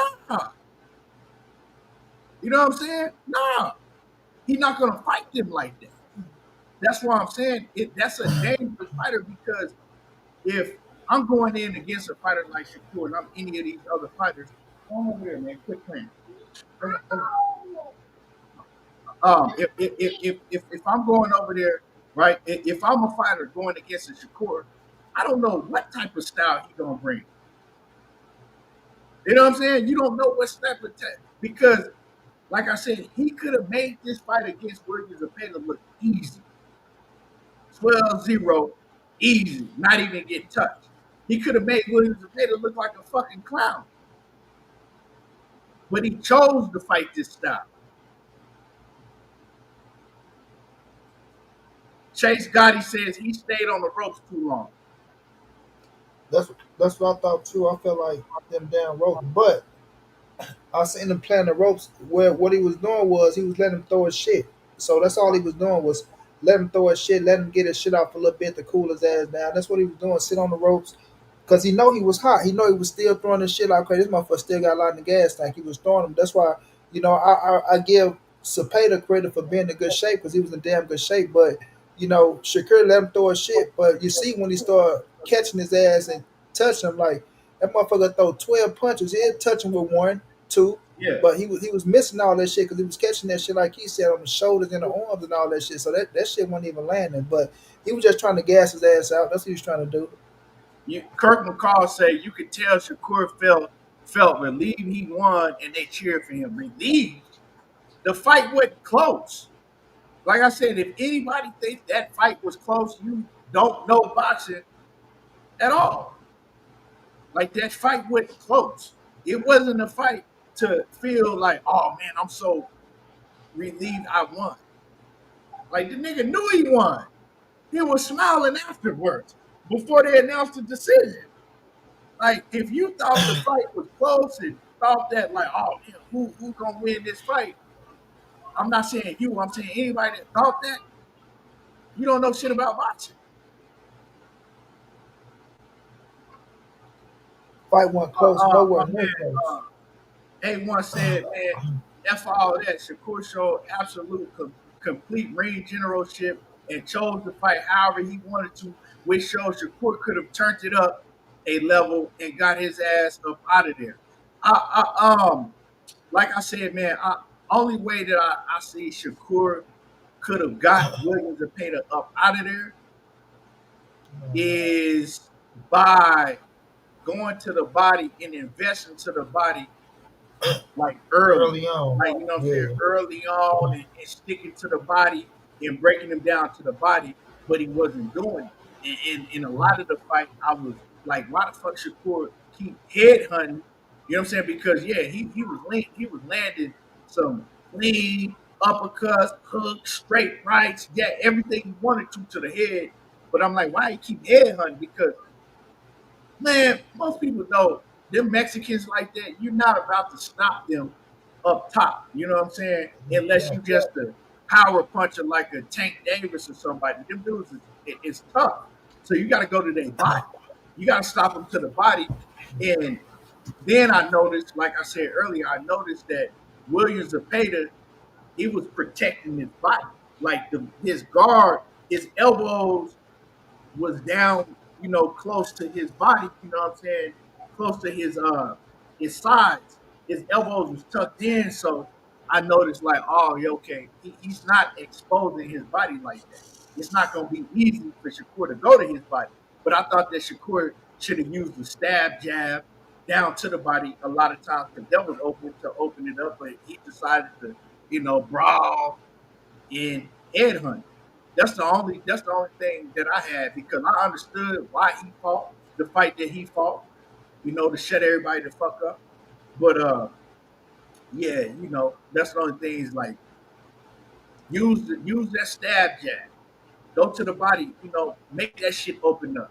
You know what I'm saying? Make him open up with his kidneys because once you go with that stab jab and start going to the body, now he gonna try to block the stab jab, and that opens up his ribs and his kidneys. So that's the only gripe I got. I know Money said he stayed on the ropes, but I think he was. I saw what he was doing on the ropes. He was trying to let Williams Zepeda wear himself out and then catch him in between the shots. Because Williams Zepeda, he gonna fight like he fight. He gonna throw 1,000 punches. Ain't nobody been able to stop him from throwing all them punches yet. You know what I'm saying? He one of them fighters that's going. He gonna go in there and throw a million punches, right? You just gonna have to knock his ass out to stop him from throwing all them punches. You know what I'm saying? He like William Zepeda. He the type of fighter that go in there with Tank and throw the same amount of punches. They'll probably get put to sleep, but he gonna go in there and throw them punches like Facts. That's his style. He ain't go. that. That's what I was. That's what I respect about it, Keith. That's why I respect about it because he did like, cause like I say, sometimes those fighters. And let me say this to anyone. I'm with Keith. I didn't see nothing about. I didn't see nothing that I didn't see nothing in that fight that Shakur can show me that he was gonna stop William Zepeda. Like I'm gonna be realistic with you, bro. Like he said, if anything, a body shot, like you know what I mean. But up top, he was hitting him with some shots, but he wasn't hitting him with shit like boom, boom, boom, unless he just caught him on the right spot, you know what I'm saying, and clipped his ass and you know what I'm saying, got him up out there. But other than that, I just seen him, he was putting belt to ass. He was being smart. He was letting him, do his shit, standing right there in front of him, letting him catch it and shooting back at his ass, you know what I'm saying? So I was loving what he was doing, bro. Then there was one time, like I said, he could have used his legs all he wanted to because it was so funny to me one time when Shakur took his ass left, brought him back right, took his ass left again and brought him back right again. He smiled at him like, motherfucker, if I want to, motherfucker, I could, but and man, it was a masterpiece, bro. Like I was enjoying every bit of it, bro. I even like, I got what I watched on right now, but I'm gonna go back and rewatch. I got that motherfucker screen recorded on my phone, so I'm gonna go back and watch it on my phone. So it was just a masterpiece from Shakur Stevenson. Nobody can discredit tonight. Like I say, nobody can discredit tonight. I'm willing to go at it with any of you clowns, any of you suckerfied Negroes out there that think y'all know what y'all talking about the Shakur Stevenson fight and the William Zepeda fight. You know what I mean? And I'm not just gonna watch the fight tonight. I'm going to take notes. I'm going to do more than watch the fight. I'm going to make sure I'm on point with what I'm talking about to shut down every narrative that you corny motherfuckers try to put out there. I'm going to take notes so I know when I talk about this shit, which is going to be in my head anyway. But I just want to make sure, you feel me? So I can ask these niggas, so what about her? And what about her? And what about her? And what you talking about and what, you know what I'm saying? So it was a beautiful thing, man, and I enjoyed every bit of it, bro. You know what I'm saying? A1. I seen really come out do lean back with Fat Joe and seen Clarissa in there, So I wonder if somebody got anything with them bumping heads with one another. You know what I'm saying? Clarissa got the up on him because her dude got the W, and they do got we gonna talk about that in a minute. But let's get to that, man. Yeah. But shout out to Shakur Stevenson, man. Big shout out to him. We ain't gonna say shutting the haters up, making the haters talk louder, and making the haters search. Now they searching, right? All they gonna do is talk about it more and search. Hey, it's the Floyd Mayweather effect, bro. When Floyd, every time Floyd went out there and did what they said couldn't do or wouldn't do. What did they do, Money? They moved the goalpost. Move the goalpost. Yep. And they Make up talk excuses. more and more. They talk more and more about him, but they tuned in because Yep. They want to see him lose. tuned in praying that he lost. Yeah. Shakur Stevenson, like I always knew he would, right? Watch, he's in that same position, bro. The only thing he got to do now is keep making these haters mad. Now he got Turkey behind him, right? Yeah. Because this is another reason that he did it for. People think that he did this to prove to the fans. I think that he did this more so to prove to Turkey. And I do too. And you know Shakur's a free agent, right? He's Yeah. a free agent now, Yeah. right? So he letting them know, hey, pay me that bag. If you pay me that bag, I'll perform how you want me to perform. And now Turkey got a smile on his face, bro. Turkey already been on X, big up in Shakur, right? Turkey got a smile on his face now, bro. And that bag is coming. Turkey putting that bag behind Shakur Stevenson because Shakur knew that if he went out there and made this fight look easy and just use the ring and we know he could have made the shit look easy. He know that Turkey didn't want to see that, and Turkey, he ain't giving out that big bag for that. So he knew, let me secure the bag, and then I could go back and do what I got to do. You know what I'm saying? But first, let me secure this bag, and that's exactly what he did. And tables turn, like EJ said back in the day. Tables turn, and now we know tables turn, bro. And this is the performance that he know that he needs to put on, an exciting fight. Hey, to get the people, hey, to get Turkey to spin that bag. No doubt. But talking about the bag, I'm gonna say this, right? Hamzah Sheeraz, we went out there, and man, that motherfucker showed out. Hamzah Sheeraz stole the show. Y'all smashed the like button. I know we've been on Shakur for a minute, but Hamzah Sheeraz came out there and stole the whole fucking show tonight. He stole it. And a card like we saw tonight, that wasn't no easy show to steal. You have to put on a certain type of performance to be able to be the guy that stole the show on this card tonight. Every fight on this card was lit. But Hamzah Sheeraz, man, he shined tonight above even Shakur Stevenson, above even Alberto Pulleo and Subriel Maties, above even David Morrel, and I'm sorry, I don't know his opponent name, I forgot it, but above them. Hamzah Sheeraz went out there and put the fuck on. For real. Hey. Hamzah. Jal Queen, what's going on, Queen? What's going on, Jal Queen? Huh? Now we're shouting out Jal Queen. What's going on, Jal Queen? Oh, okay. Salute. Yeah, Hamzah put the fuck on tonight, bro. You know what I'm saying? Say, man, he put on. And for real, he stole the show tonight.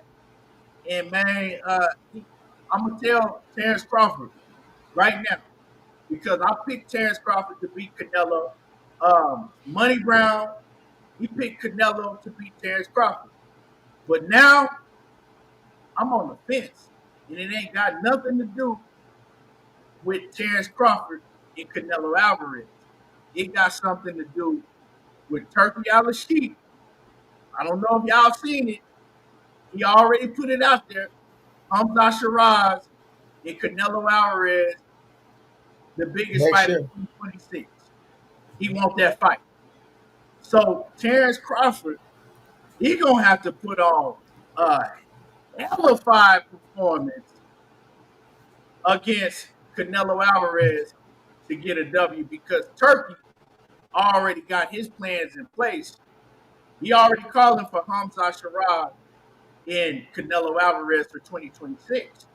And we all know that if Canelo loses to Terrence Bud Crawford, Hamzah Sheeraz and Canelo ain't near as big of a fight than it is if Canelo get the victory against Terrence Bud Crawford.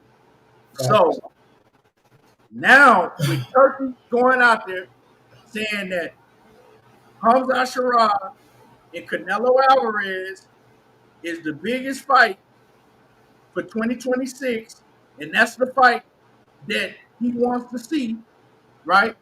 That's the fight that a lot of people gonna be wanting to see because Hamzah went out there and put motherfucking Edgar Berlanga in his body bag. He body bagged that boy. He did something that Canelo couldn't do in 12 rounds. Canelo couldn't do it even after he dropped Edgar Berlanga. You know what I'm saying? Canelo and Edgar Berlanga went toe to toe, and he couldn't really hurt Berlanga other than that round that he dropped him and caught him with that shot. He went toe to toe with Canelo. Hamzah Sheeraz went out there and put hands and feet on that boy. Put hands and feet on that boy. Probably sent him into the hospital. Because Edgar Berlanga was sitting on that stool after the fight. Edgar Berlanga couldn't even talk to the he couldn't we all know that Berlanga liked to run his mouth. He couldn't even talk. Couldn't even talk. They had to carry him up out of the ring. Hamzah Sheeraz was hitting that boy from the other side of the street. Hey, with them long ass arms. Hey, and now we hearing it. People gonna start looking past Canelo Alvarez and Terrence Bud Crawford. People gonna start talking about we want to see Hamzah Sheeraz and Canelo. Especially now that Turkey put it out there talking about that's the biggest fight of 2026. That's what he want to see. So is Terrence Crawford gonna be able to go out there and get a decision versus Canelo? Hey, say man. Hey, yeah, you know what I'm saying? Say man, is Terrence Crawford gonna be able to go out there and get a decision versus Canelo when Turkey Al-Sheikh got plans Let's for not Canelo Alvarez and Hamzah Sheeraz 2026 biggest fight in boxing showdown? And Hamzah his guy. He won't. And you know, hey, it is what it is. But hey, say what you gotta say. Hamzah and Canelo, Hamzah and Turkey Al-Sheikh is like that. That's his fighter. That's his fighter that he wanted to put the spotlight on. That's his fighter that he told everybody this is the next big thing, right? Turkey Al-Sheikh, he got a lot of fighters that's ambassadors for him. The Shakur Stevensons, the Terrence Bud Crawfords, the Abdullah Masons, the Ryan Garcias, the Devin Haney's. You know, he getting behind all these fighters, but it's only one fighter that you can truly say is his fighter, right? Now, of course, he's promoted by Frank Warren because of the Ali Act, right? You can't be Turkey Al-Sheikh and be the promoter and the advisor and all that shit at the same time. So he is promoted by Frank Warren, but that's Turkey Al-Sheikh's fighter. That's Turkey Al-Sheikh's really only fighter that he really like, hey, I'm putting everything into Hamzah Sheeraz. And I want him to be the face of boxing. I want him to be the next big thing. And we know if I put him up against Canelo and he beats Canelo after Canelo beats Terrence Crawford, whether Canelo really beat Terrence Crawford or not, if he got a W, right, on BoxRec against Terrence Crawford and Hamzah Sheeraz go out there and beat him, he the next big thing in boxing. So now, with that being said, bro, I'm looking at that Canelo Alvarez and Terrence Crawford fight. I'm looking at that shit different. Because no matter what y'all say, I know that Terrence Bud Crawford He's not stopping Canelo. I'm hearing a lot of people, oh man, Terrence gonna go out there, man, and don't be surprised if he stopped Canelo. Not happening. Now I was picking Bud to beat Canelo by outboxing him on the scorecards, but now I'm looking at that shit different. I'm looking at that shit way different. If now that I just seen this man come out and blatantly say that 2026 Hamzah against Canelo Alvarez. Now, if he had said 2026, I want Hamzah against the winner of Canelo and Terrence Crawford because that's the biggest fight in boxing, then I would have been like, okay, shit. But now that he just blatantly put it out there, Hamzah versus Canelo Alvarez, biggest fight in boxing 2026, let's make it happen. It's going to be real hard for Bud Crawford to go out there and win a decision versus Canelo Alvarez. It's going to be damn near next to impossible because I don't see Terrence Bud Crawford 12-0 Canelo or 10-2 Canelo. And that's what the going to have to do to win a decision against Canelo Alvarez if the plans were already in place to make Hamzah Sheeraz the biggest thing in boxing. And hey, Hamzah Sheeraz went out there and put on. I'm talking about he went out there and put on. He fought Edgar Berlanga toe to toe when I ain't gonna lie. This was my prediction because Gina asked me earlier, who you got in Hamzah Sheeraz and Edgar Berlanga? I said, I don't really know. I said, I got Edgar Berlanga knocking him out if there's a knockout. And if it go 12 rounds, I got Hamzah outboxing him and beating him clearly in the 12-round decision. That shit was the exact opposite of what I thought it was going to be. I did not think that Hamzah was going to go out there and put Edgar Berlanga in the motherfucking dirt.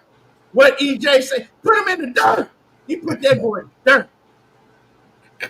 Put that boy in the dirt. And I think he broke Edgar Berlanga's jaw.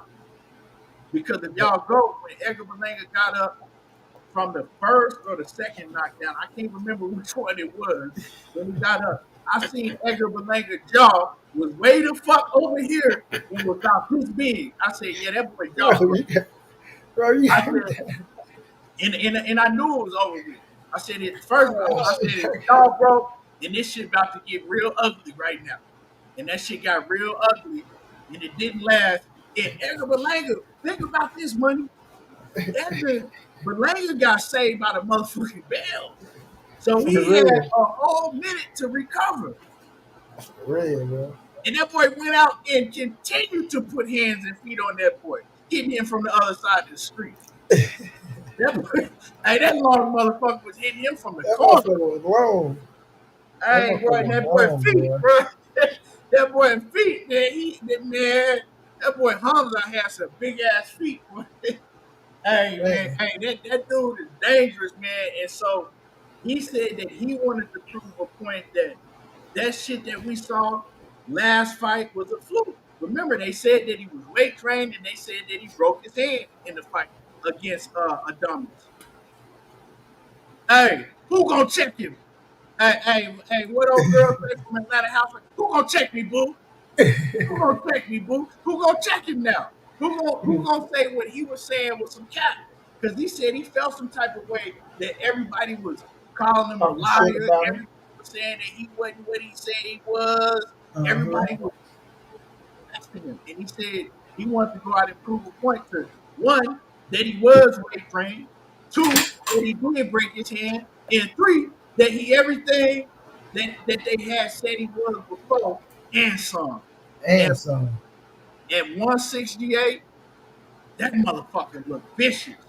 Because once again, Edgar went in there and he fought a dog fight against Canelo Alvarez. Yeah, did Canelo win? Clearly, yeah. But hey, he put in that work with Canelo. It was back and forth with Canelo. You know what I'm saying? And Hamzah Sheeraz showed I'm on a whole different level.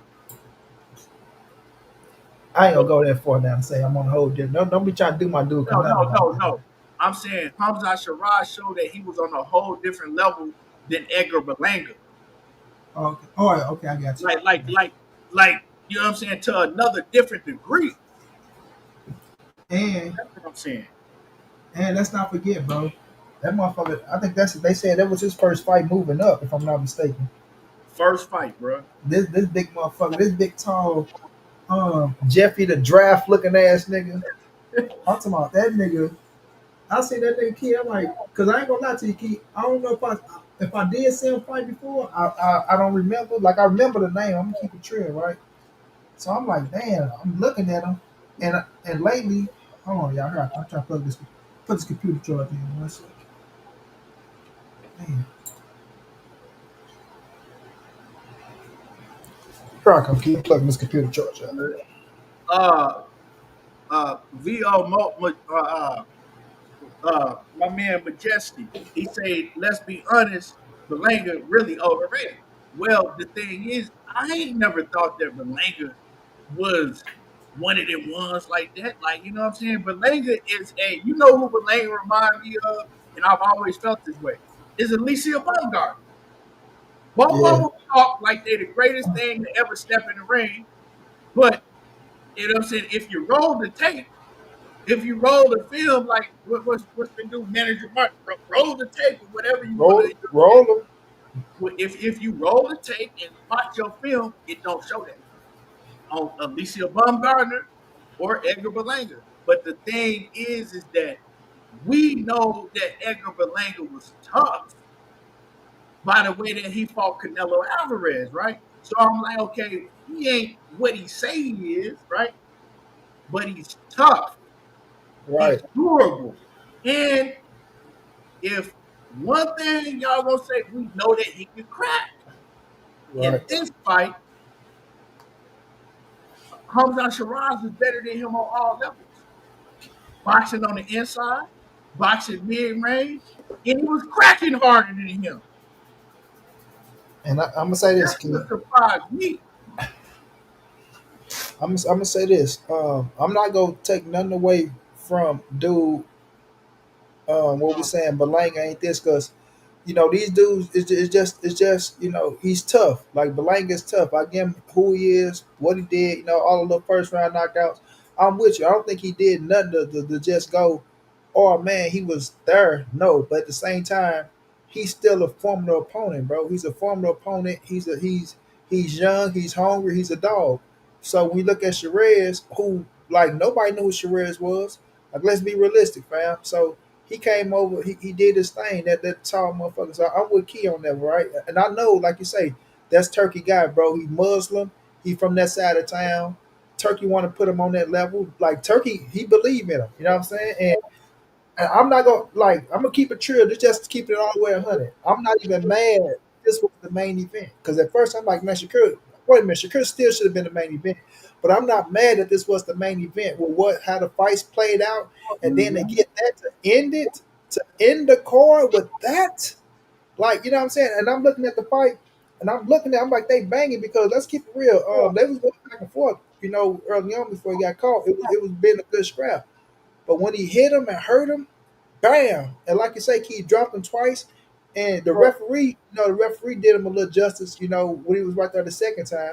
And dude, every time you get your ass dropped, quit beating your damn gloves together like you still got. I don't know if you're trying to get your goddamn feelings back in your body, or you trying to get some energy. Yeah, Quit you wild, bro. beating gloves, bro. Yeah, like nigga, you looking like a retarded motherfucker. Steady That beating your. motherfucker, hey, I ain't gonna lie, I gotta give it to Edgar Berlanga because man, I'm like, this nigga flat out cold. He just wake up.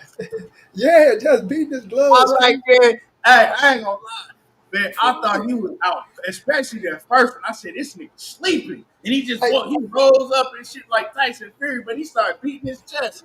I'm like, right. damn, You this know is how just niggas used to get knocked out. They right here. Now niggas get knocked out. They get the punching in the air. You like, God, you niggas still punching this shit. I'm like, Hey, niggas, bro. is you knocked out or you alive, nigga? So he beat the gloves. He get up the first time, drop his ass again. He do it again. Just sit up there. But I tell you, I knew he wasn't recovered, bro. I'm like, damn. I'm like, okay, he could give him a chance. I knew that he wasn't back. I say, bro, they wasn't enough time. They ain't put no water on his head. They ain't put no water on his nuts. You feel me? I'm looking. They just putting ice on his head. I'm like, put the cold water on that nigga nuts. Like, you know what I'm saying? Wake his ass up. Like, you gotta, you know what I mean? Like, they ain't throwing no water on his ass. I'm like, oh man, this nigga done. He got out there the first punch dude hit him with rocked his ass. And I'm arguing with the dude in my chat. Oh, dude, that wasn't a good stoppage. I say, nigga, wasn't a good stoppage. What So you want to you, kill you his want ass? to see the man get killed? You want to see a dead body tonight, nigga? We don't want to see this nigga die. That Like was that the nigga best came out, stoppage I've seen in a long time. man, a good ass stoppage coming out with Fat Joe and Remy Ma talking about lean back. Got his ass lean back, all That right. shit, nigga, I forgot about that. That's embarrassing. That nigga came out with Fat Joe and Remy Ma, nigga, talking about lean back. He got his own. Yeah, That nigga lean back.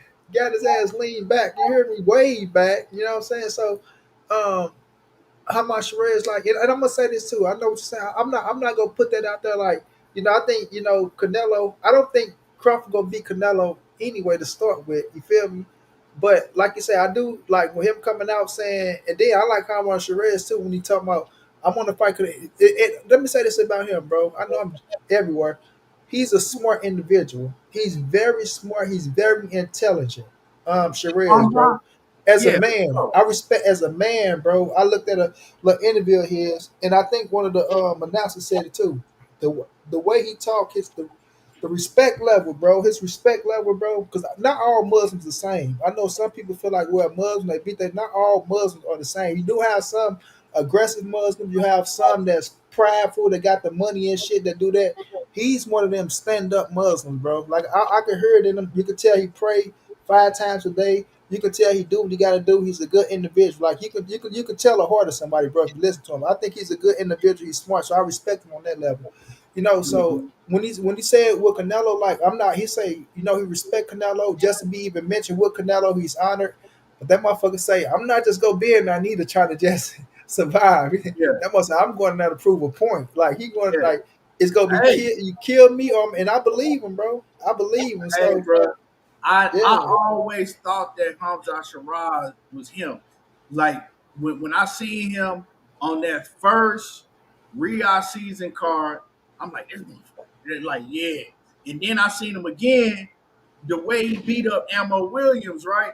I'm like, man, he beat the dog shit out of him. Oh yes, bro. And then, Yes. yeah, Okay. and then he came back and he had that against Carlos Adames, right? He said they said he weight drained, like him that killed himself to make the weight, and I can see it because look how big he is.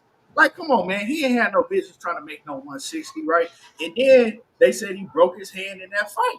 So it's Uh-huh. kind of like, man, fighters go through shit. Just like when Shakur Stevenson against Edwin De Los Santos. But see, fans be on the outside looking in. They don't think that fighters get hurt. They don't think that fighters can have a bad night. And this is what I always say. Why is Michael Jordan, Kobe Bryant, LeBron James, and Kevin Durant, why are they able to have a bad night in their profession, but it's impossible for a fighter to not have a bad night? Yeah. You know what I'm I, saying? Like I'm it's gonna say, just crazy. yeah, I get it. I get the analysis. I like it, but we know boxing and those things. I don't like to compare boxing to those sports. Just me myself because they got 82 games. You know what I'm saying? They got 82 games to get it right and things of that nature. They on a contract, a set contract. In boxing, you can't have a bad night in boxing. Where a bad night is losing. You feel me? I don't think winning is a bad night. It can be an off night. You know what I'm saying? Where you off a little bit, but you still find a way to win. Because to me, a bad night in the ring is your ass losing. Nowadays, back in the day, like I feel like Turkey trying to bring that shit back to where if you have a bad night, he still pay you to get you back in there, depending on who you is. You know what I'm saying? If you're a big time name, the way you lose, you still hold some weight. If you have a bad night, you lose. Turkey will put your ass back in there. If you somebody that's, you know what I'm saying, you coming up and things of that nature, trying to make your name, you might get another shot for us with him, but you gonna get more opportunities. You know what I'm saying? So Yeah. I look at it as you can't afford to have a bad night in the sport of boxing. That's the beauty of it though. That's the beauty of the sport of boxing, bro. That's why these fighters deserve they just do when they go out there and put on type of shows like this, or they a caliber like a Shakur Stevens. You know what I mean? Because like I say, I got Tank beating him. I'm always gonna ride with Tank. That's hands down like 630. Ain't nothing gonna change that. But I'm not gonna take away from what he is, bro. What he can do inside the ring, and to lose against a fighter like that, or you beat a fighter like that. That's what it's gonna come down to. You know what I If mean? you was Yeah, yeah. but When but you but, when you but built say like that. if you was a betting man, would you put would you put a gang of bread on Tank to beat Yeah, Shakur? yeah, You would. I'm confident. Yeah, I'm like that with Tank, bro. I'm like that. He got to be on this shit. You feel me? But hell yeah, like I'm all the way in on Tank beating that style of Shakur Stevens. I'm all the way in. You know what I'm saying? I ain't gonna give away my little shit right now. You feel me? I got to pay 99.99 for that. But you know what I'm saying? It's coming soon. But yeah, it's gonna be a good scrap. But back to Shiraz, but I don't want to always somewhere else. Shiraz, he's a bad boy, bro. Tonight it proved that he is him, or he. I ain't gonna say he him yet, but he on his way. You feel me? Like that performance, bro. The way he caught him, and not just caught him, the way he finished his ass. Like that was a masterpiece, bro. Vicious, So bro. yeah, I'm talking about vicious. Went out there. I'm talking It about kind of he remind caught him. people gonna think I'm sounding crazy, bro.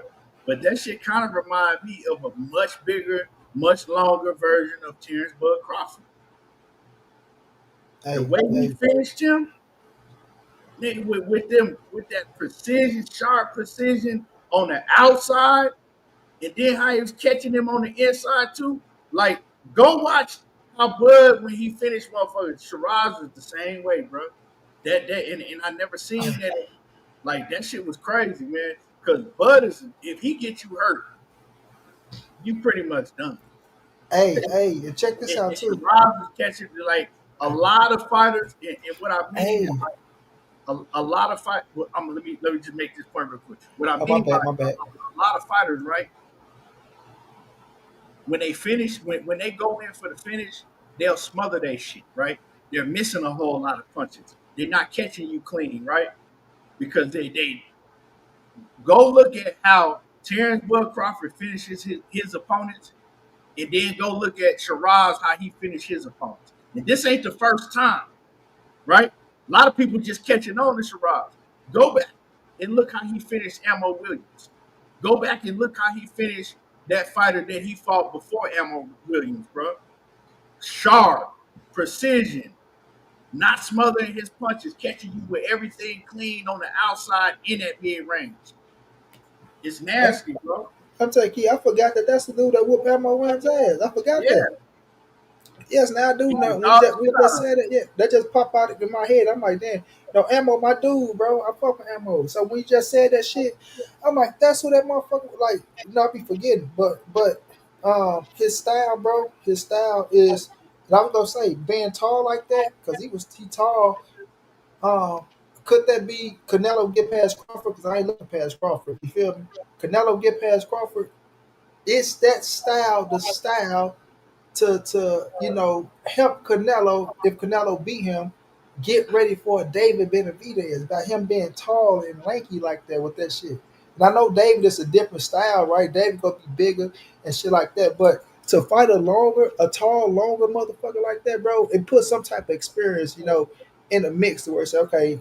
It depends on what type of fight he fight because he say he coming to brawl, so he might give his height up to Canelo. You know what I'm saying? Who knows how it goes? But the styles make fights. He a tall, long, rangy, big draft ass nigga that can go out there and maybe be a stepping stone for Canelo to get to David Benavidez. Like I believe this. Like I really believe this, that bro. fight. I know. I think that fight but that fight ain't never happened. That I fight. don't, I don't know. I don't know. But to me, bro, I'm telling you, bro, it's just how I feel, bro. It's just me. Canelo get past Crawford. I believe that it's somewhere down the line, right? And I ain't gonna say too far down the line because I know Canelo ain't got that much longer. But Turkey is gonna make that fight happen because he said it. Turkey said he wanted himself. He want Canelo Yeah, at but Benavidez 2026, I, right? I don't think that fight will ever happen for the fact is that now David Benavidez is a full blown 175-pound fighter.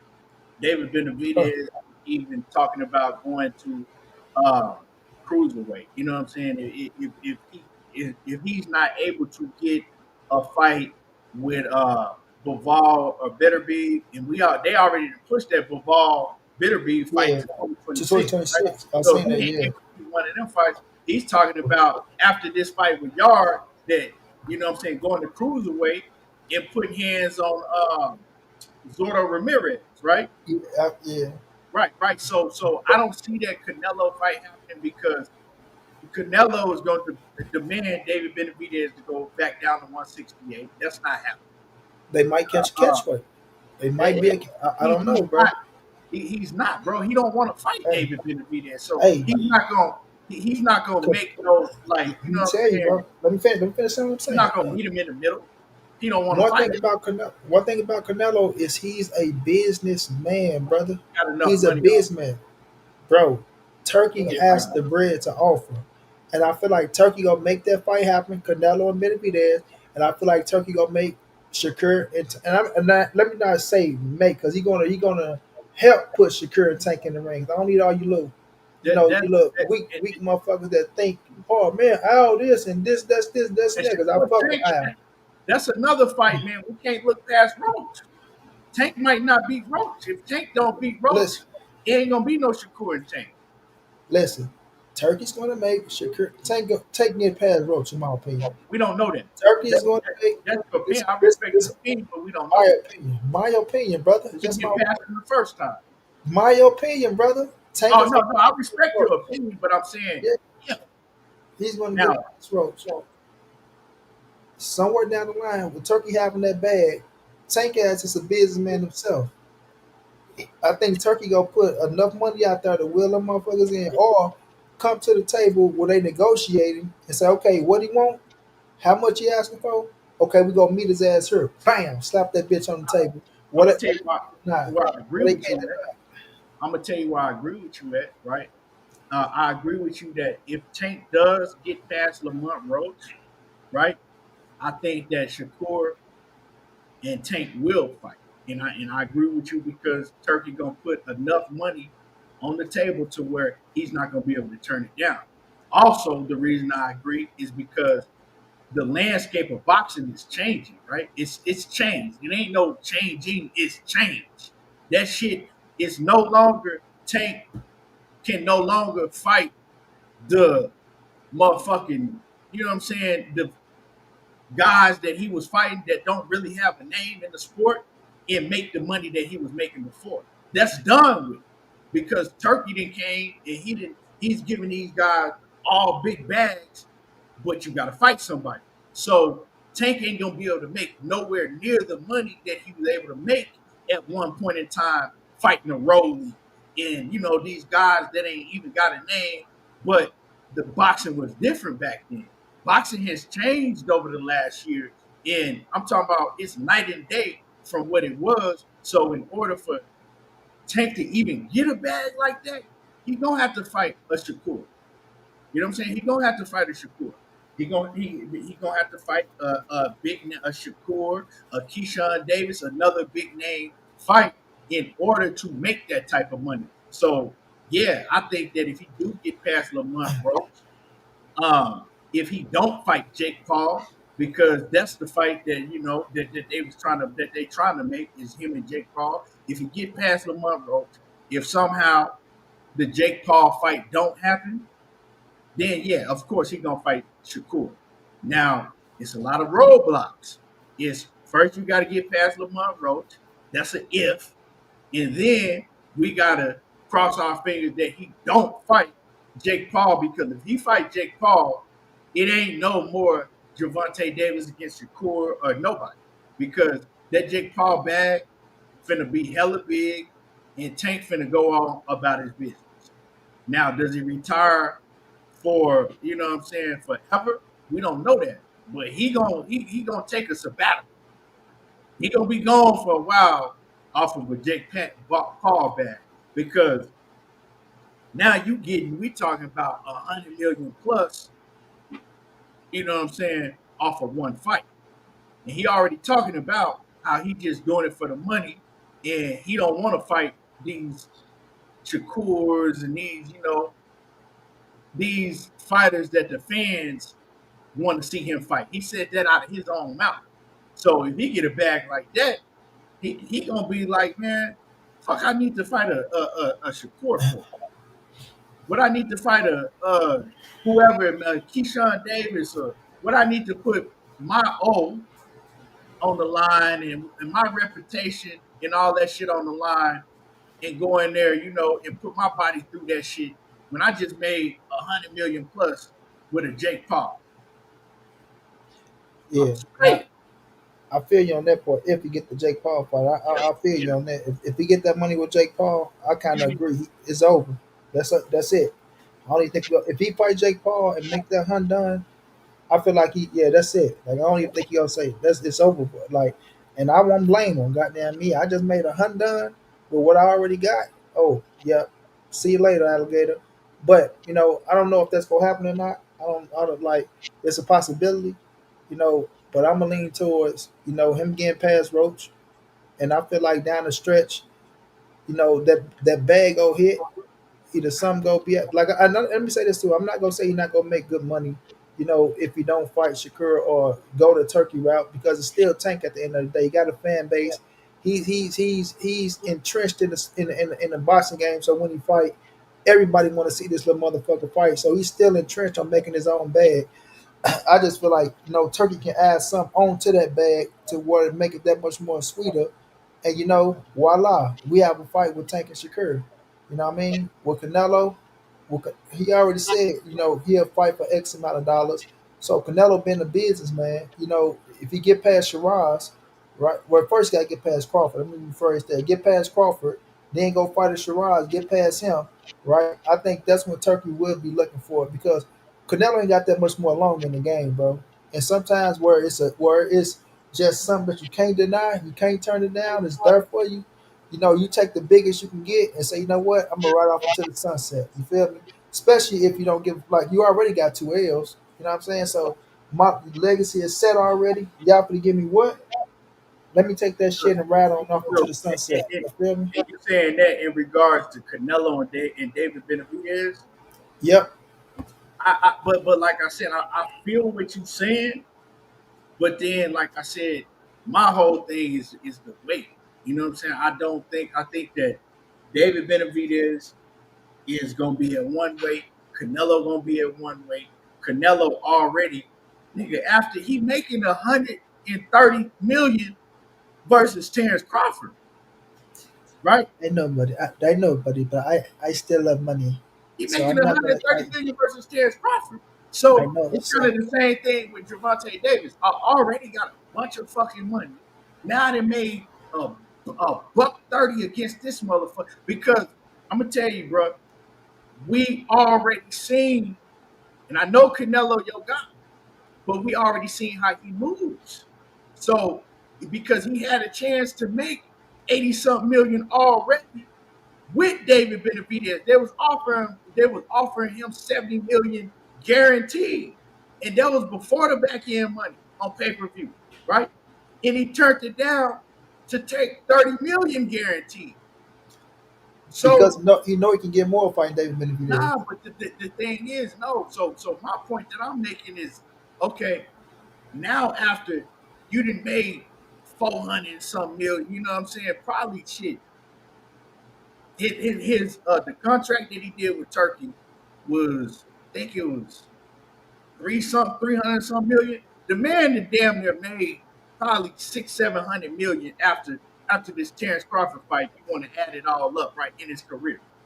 Uh-huh. Now I'm gonna go in here against David Benavidez when I'm not the same fighter that I was in my prime. Get beat the fuck up for when I could go make another, easy 50 million here, another easy 50 million here, and then go retire. Well, I'm gonna Why you slide in there? huh? Why you gonna slide in there and get beat the fuck up? Why you gonna slide in there? How you know he You ain't gonna gonna get beat beat the fuck up. how you know he ain't gonna beat the fuck out of David? No, don't just slide in there and get beat the fuck up. He I ain't getting mean, beat up. I see how you gonna ride with your guy, but he gonna get beat the Hey, fuck up don't going there. just slide in there with your boy. Hey, my boy, hell no, your boy finna beat the shit out of Yeah, him. I ain't have to slide it. I'm saying it as loud as clear. Real quick. So why should I go in there and take that chance? I'm already rich as a motherfucker, and I live in Mexico. So I'm extra super stinking filthy rich, and I got a bunch of fucking businesses. I got my own liquor, energy drink, man. I mean, Canelo got so much money, he ain't gonna never in his whole lifetime. I'm gonna go in here and You just to got make it, $1 million horses and shit. yeah, like so I'm gonna go in here just to make another 100 million to fight this guy. And when now I'm further out of my prime than I was when I could have fought him back then, like it ain't gonna and now, but that's what I'm saying. And I'm gonna meet him in the middle and fight him at a weight that I don't fight at just for the money. He's not gonna do all of that. Now, if David Benavidez was still at 168, then I'll be like, yeah, he might, you know what I'm saying? But now David Benavidez is like, no, I'm not going back down to no 168. He can come up to 175 and holler at me. I had to wait on him for 4 years. Now I'm at fucking cruiserweight, and I'm gonna come back down to 168 or a catch weight at 170. No, I'm not finna do that. So it's that's what's gonna stop the fight from happening, even with Turkey putting money on the line. I don't see it happening, bro. David's moved on. David has moved on. Canelo Alvarez, he already got bro. He got a guarantee. What was it? 350 million, 300 million for 3 fights. Fuck, I need to y'all that shit on paper already. I don't need to do shit but fight Terrence Bud. He already fought 1 fight on that contract. Yeah, I know. He already fought William Zepeda. I know. I don't need to do shit but fight Terrence Crawford and then fight Hamzah Sheeraz. And I'm gone. And then come back and make 150 and fight David Benavidez. It's not gonna happen, bro. After that, now yes, it is gonna happen. Now I'm 37, 30. I'm super washed up. This motherfucker David Benavidez is still young as hell. Now he's acclimated. Now he really in his prime. Like, it's not gonna happen, bro. I know that shit is like, nigga. That shit is like saying that. So you're telling me next year? You telling me next year? It's not happening. Bro. That can't happen. It is like us crying to see Andre Ward and Gennady Golovkin happen. Nigga, we just talking about fantasy fights from now. Nah. I think we got a man that's in position that when he wants something, that motherfucker know how to make it happen, bro. It ain't no and I think David Benavidez, yes, he's moving up. He ain't going up to cruiserweight now. He's just saying if he don't get the fight, things of that nature. So that's yet to be seen. Him moving up to cruiserweight. So we have to wait and see if he gonna go up to cruiserweight. Because right now he's fit to fight at 175, and next year I think he go fight at 175. And if Canelo get the fight done this year, get Sheeraz next year, it's a possibility that fight get made next year with Turkey being in position with all that goddamn money he got. Like I said, Canelo is a businessman, and you know David want an opportunity at these big niggas, and I'm quite sure if you still get an opportunity at Canelo for a nice bag, yeah, he'll make it happen.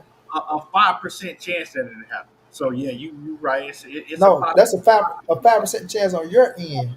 No, but what I'm saying make a lot more sense because now I just made in the past 3 fights.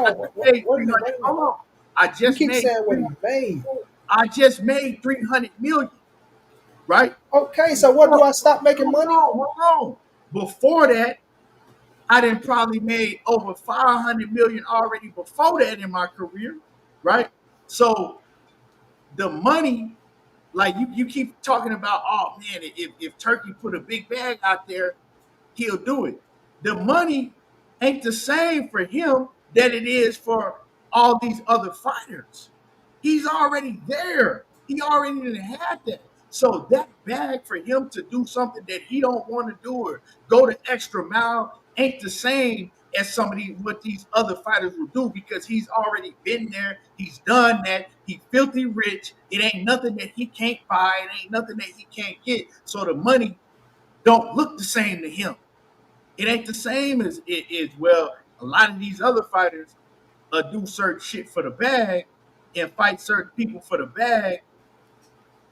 Yeah, they will.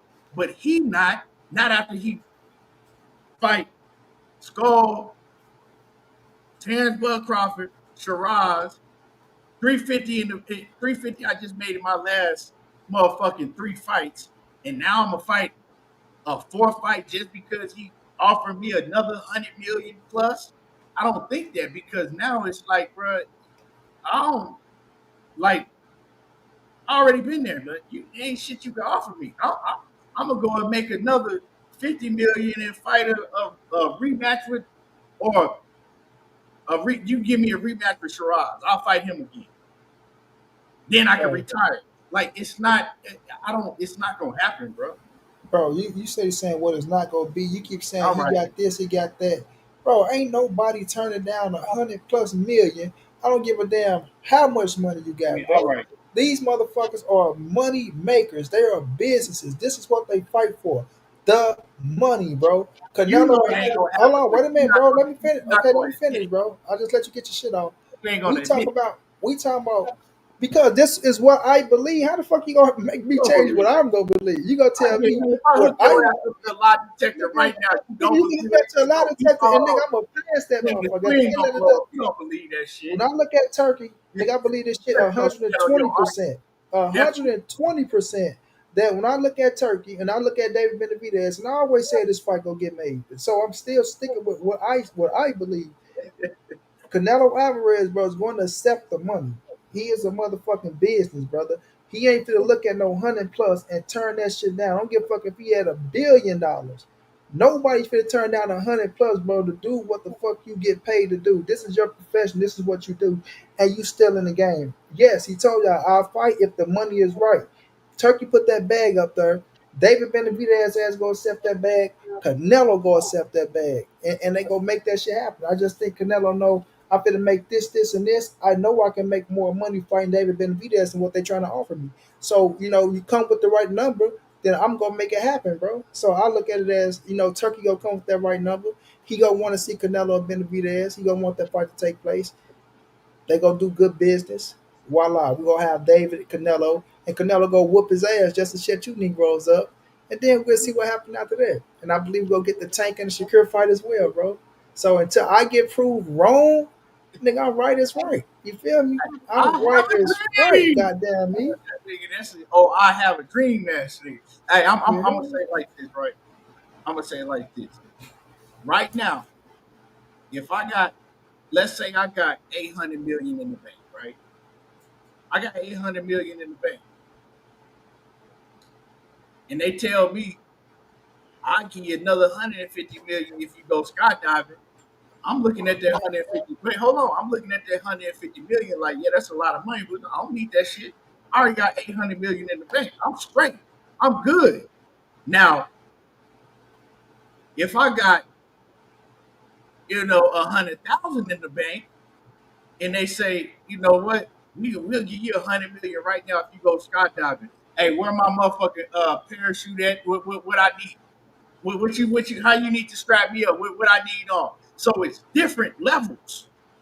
He looking at that shit. Another 100 million ain't the same to him that it is to a Shakur Stevenson, even a Gervonta Tank Davis, Terrence Bud Crawford, anybody else in the game, because he didn't made that shit 7, 8 times over.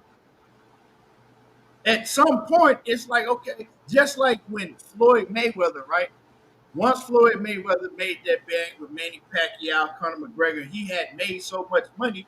They kept trying to get him to come back. Fight Keith Thurman. Fight motherfucking Sean Porter.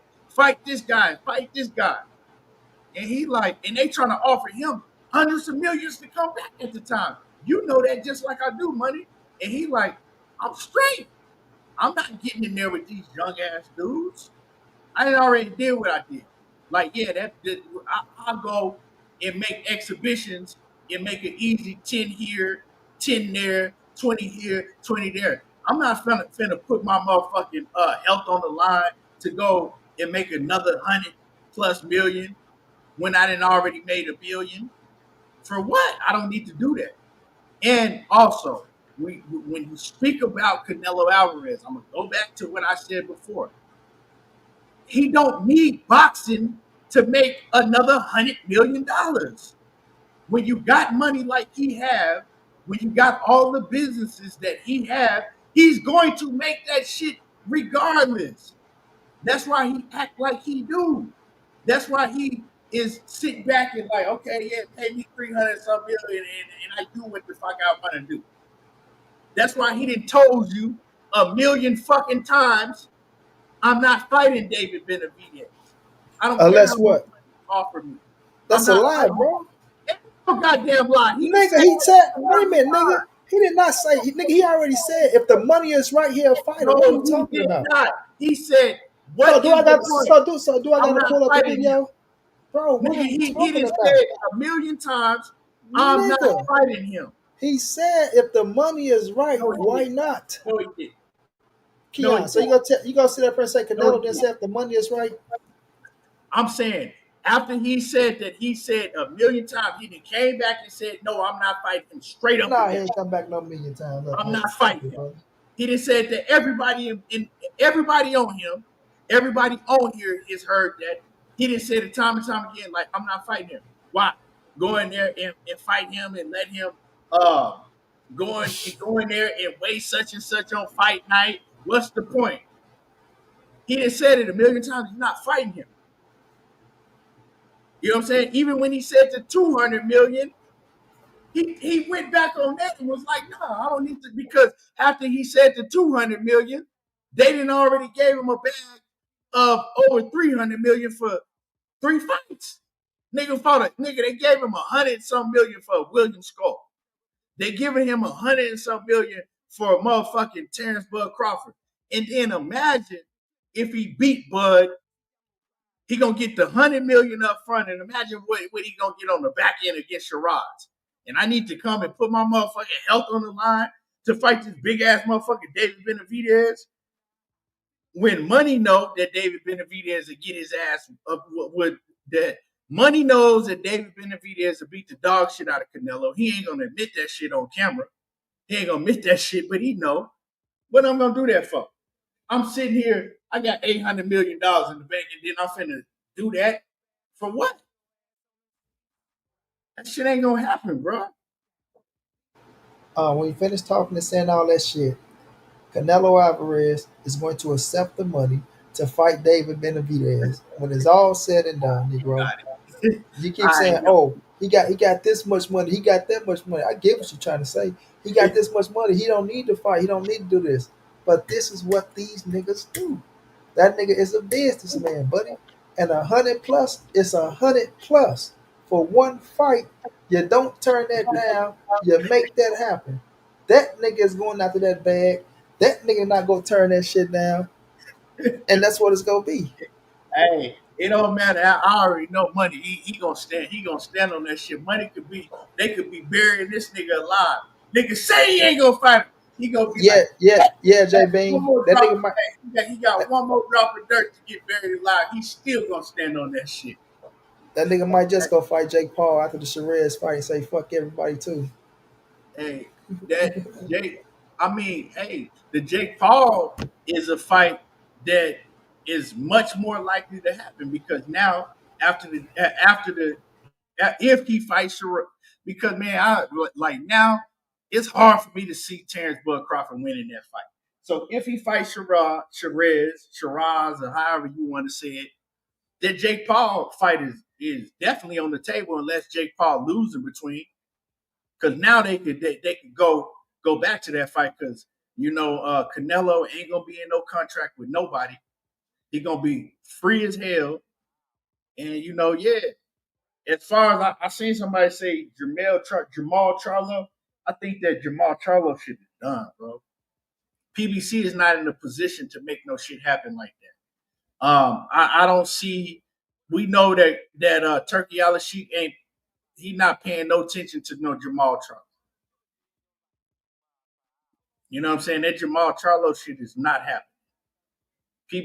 Once again, PBC is not in a position to pay Canelo Alvarez and to outbid Turkey Al Sheik. It ain't happening. And Turkey Al Sheik don't want to see no Jamal Charlo and Canelo Alvarez. Turkey Al Sheik wants the Terrence Crawford and that Hamzah Sheeraz. So that shit is a done deal. You could put that shit to bed right where David Benavidez is.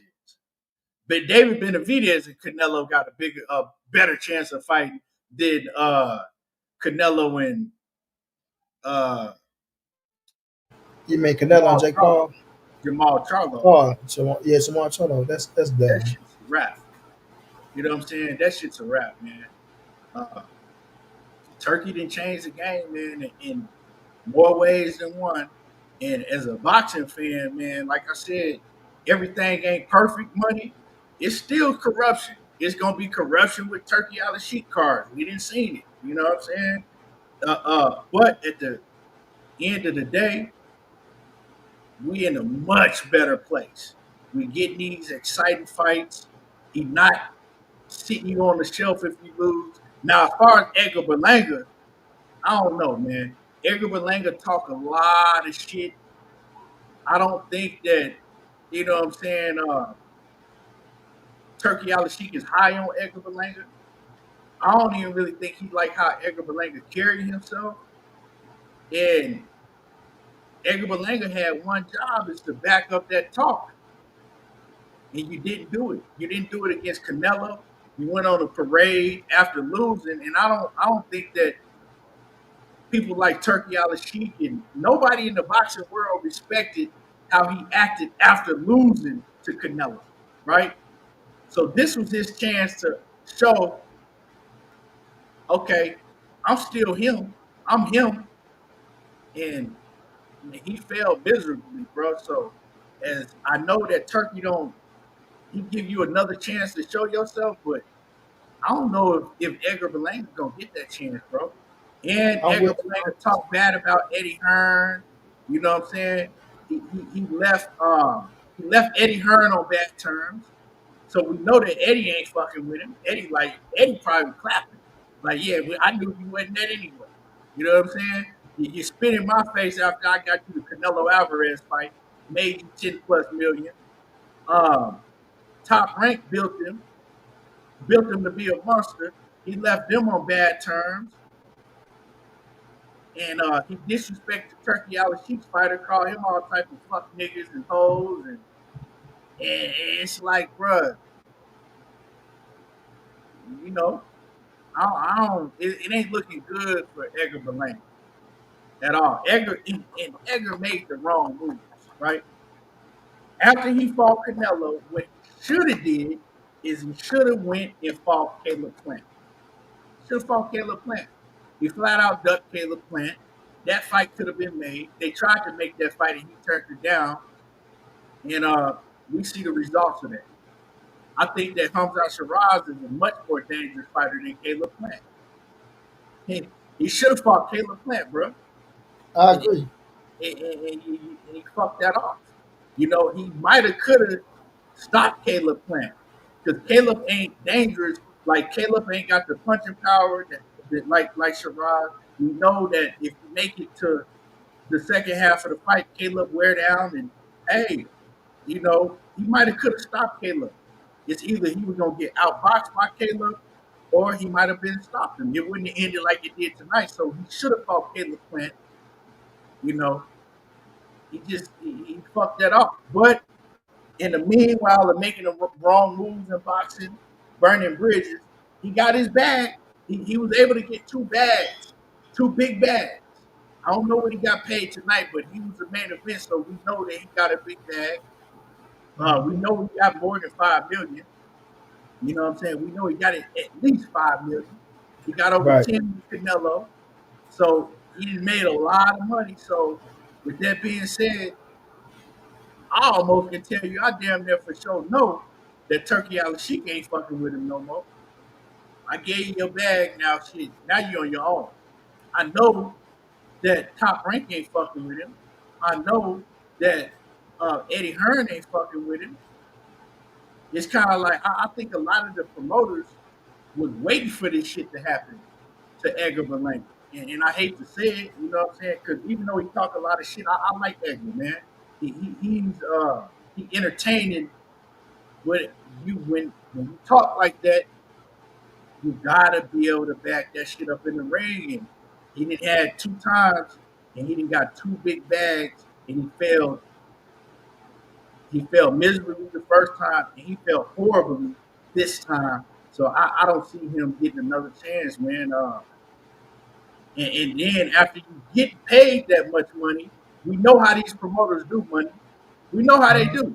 Yeah, we'll let you fight. You're gonna have to build yourself back up. Now, you know what I'm saying? Now you fight for hundreds of thousands. Is he gonna want to do that? You feel Nope. me? He ain't gonna want to do that, especially the type of attitude Edgar got. You know, he think he the best thing since motherfucking Mike Tyson in the 80s.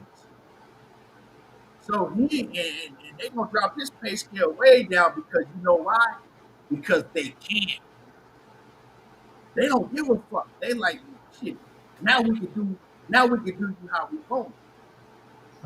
We can do it. We can do it now. We can. We ain't gotta pay you. So you can either accept this or you can sit on the shelf. We don't give a fuck. And then hey man, I don't know if this is true, right? That arena for a while, man, I was like, damn, is people not fucking with Shakur and Edgar like that? Like, damn, it was looking, a lot of seats was looking empty. By the time Shakur and Zepeda fought, I said, God damn, that That arena motherfucker, was packed. that motherfucker was jumping. That Want to keep? motherfucker was packed, right? Now, I don't know. Jenna was looking in the crowd after Shakur and Zepeda fought, right? And Hamzah and Edgar fought when Hamzah and Edgar was fighting. She was like, it looked like a lot of people left after Shakur and Zepeda. Like I said, I don't know. I wasn't really paying attention because I was more so watching the fight. She was looking at everybody in the crowd and she looked at all that shit. I wasn't really paying attention to that. That's what she said. I don't know. Did you notice that the arena looked like people had left once the Shiraz and Edgar Berlanga started? Now I thought it was still jumping. I think some people did leave, but I think it was still packed. You know, there's a lot of Puerto Ricans in there, so they Yeah. was in New York. So I didn't really pay attention too much like that, but I know it was still they were still screaming like a motherfucker. Yeah, okay. But what the point I was getting to is Edgar ain't never showed that he was just that he was a Tank Davis ticket seller by himself like he talked, right? So once again, these promoters, once they get a little opening and they see that they can do you a certain way, they gonna take full advantage of that shit, bro. Uh-huh. And Turkey is the only promoter now that's giving out the badge. If you're not on the Turkey card, you ain't getting no big bag like that. We even Tank. Lamont said he ain't really make that much money like that with Tank. Tank was pissed off because he wasn't getting paid what he was used to. So the game is changing, and you ain't really getting paid like that. We seen David Benavidez was like, nah, I ain't fucking like I'm over here with Al. I'm Al. And now we see David Benavidez. Yeah, I'm glad to be working with the Ring magazine. I'm glad to be on this card. The money, bro, money talking, bullshit walking. I think Edgar, man, he was able to get his share, but I don't know if he gonna get no more after this, bro. Yeah, He that gonna have a nothing bad long road. He gonna have a long road to back to the recover. top, and I don't know if he ever gonna get to the top, especially once you take an L like that, bro. Once you take a loss like that after you have confidence on the level of what he showed, it's going that shit is gonna fuck him up mentally, bro. People going I ain't even seen what people saying about him yet online. They gonna kill him. He gonna see everybody that was behind him, all of the rappers and all that, bro. That shit they finna disappear. Yep. You should have seen all the motherfuckers coming out and talking to me. Man, we want Edgar to get knocked the fuck out for talking all that shit. So it's already a crowd against his ass. That's like he's going to like he gonna have to come all the way down to reality, and like I said, he gonna see a lot of people that's been around him. That shit gonna disappear because now you can no longer talk your way into making people believe that you're more than what we've seen. You know what I'm saying? Now people ain't gonna believe that shit. You know what I'm saying? People ain't gonna believe that shit. And you know, hey, and these promoters, they damn sure ain't believing it. So man, I kind of one part of me feel bad for Edgar, but another part of me like, hey man, you talk that talk, You gotta walk that walk. you talk that talk, bro. But like you say, kid, he made enough. He made enough money to keep his ass, comfortable. If he ain't fucking it up, you know what I'm saying. So he made some good money. So it's Yeah, gonna be so up to him to go out there, like, see what you can talk your way into next. Shit, but you just gotta, go back to the drawing board, recoup, and bring your ass back. But like you say, Ford's been on that level, fighting them names like that, getting knocked out like that. Yeah, you can hang that up for a while, but you gotta fight your way all the way back to the top. and bro, you looking at like the kind of guys that he got to get through to fight to the top, right? What he better do now, the Caleb Plant fight off the table, right? That shit, they didn't both took L's. People ain't crying about that shit no more, right? Like you gonna have to fight motherfuckers like what's the dude the African Canadian cat and Billy. Oh The type of yeah, cats you gonna have to go through to get to and Billy. You got Diego Pacheco. You got like that ain't no whole ass division. You gonna have to come through like you know what I'm saying. You still got Carlos Adames. You ain't gonna beat him.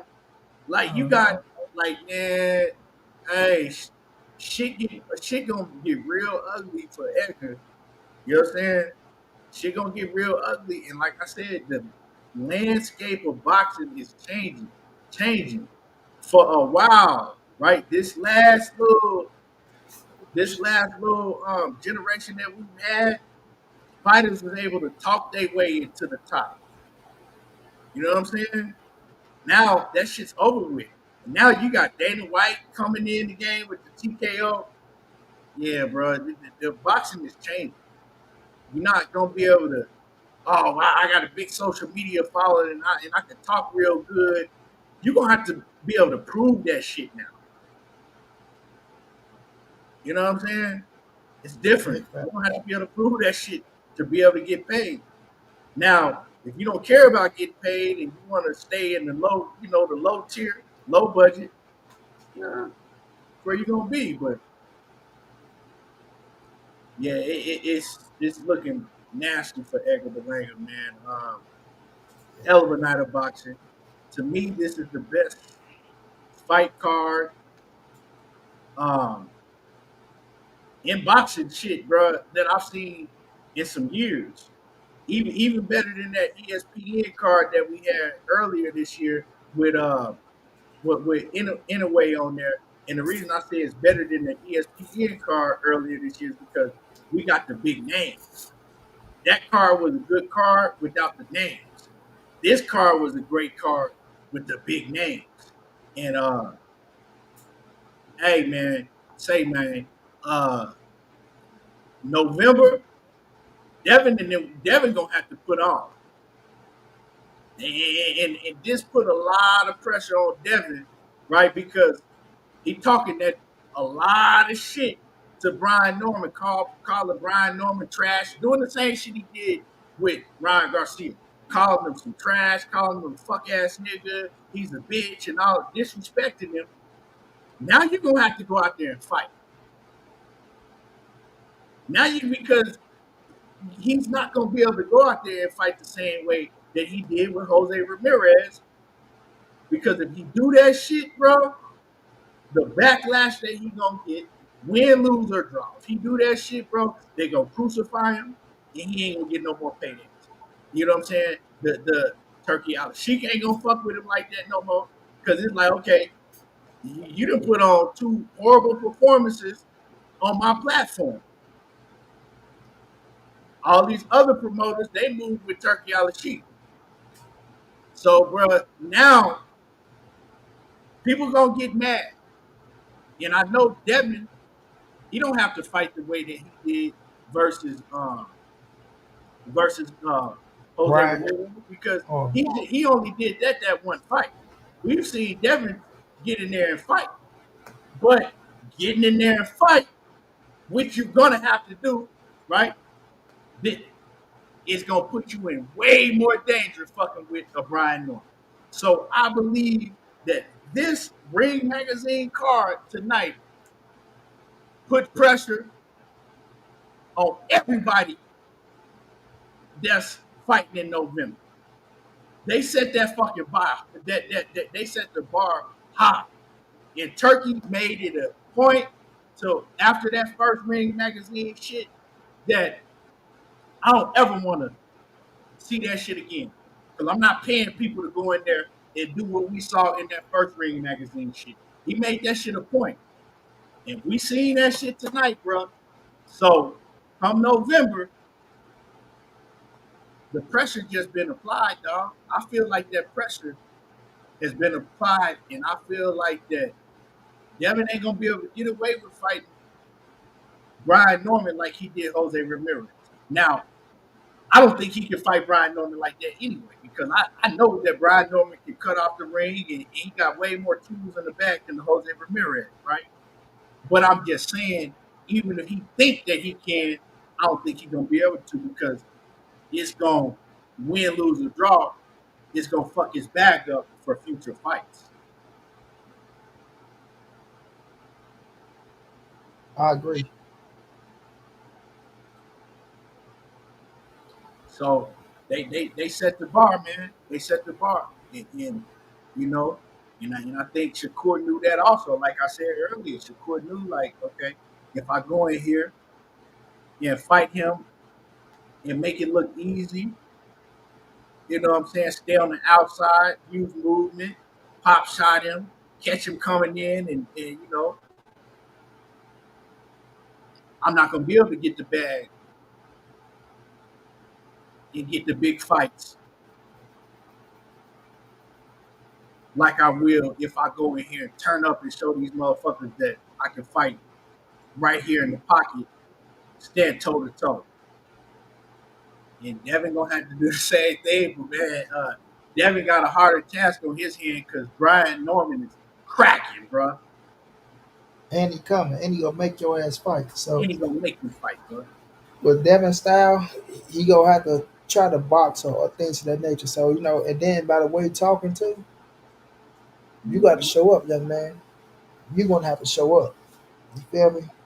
So I think Brian, man, if he do what he gotta do, keep stay focused, stay short, he probably could knock Devin ass out.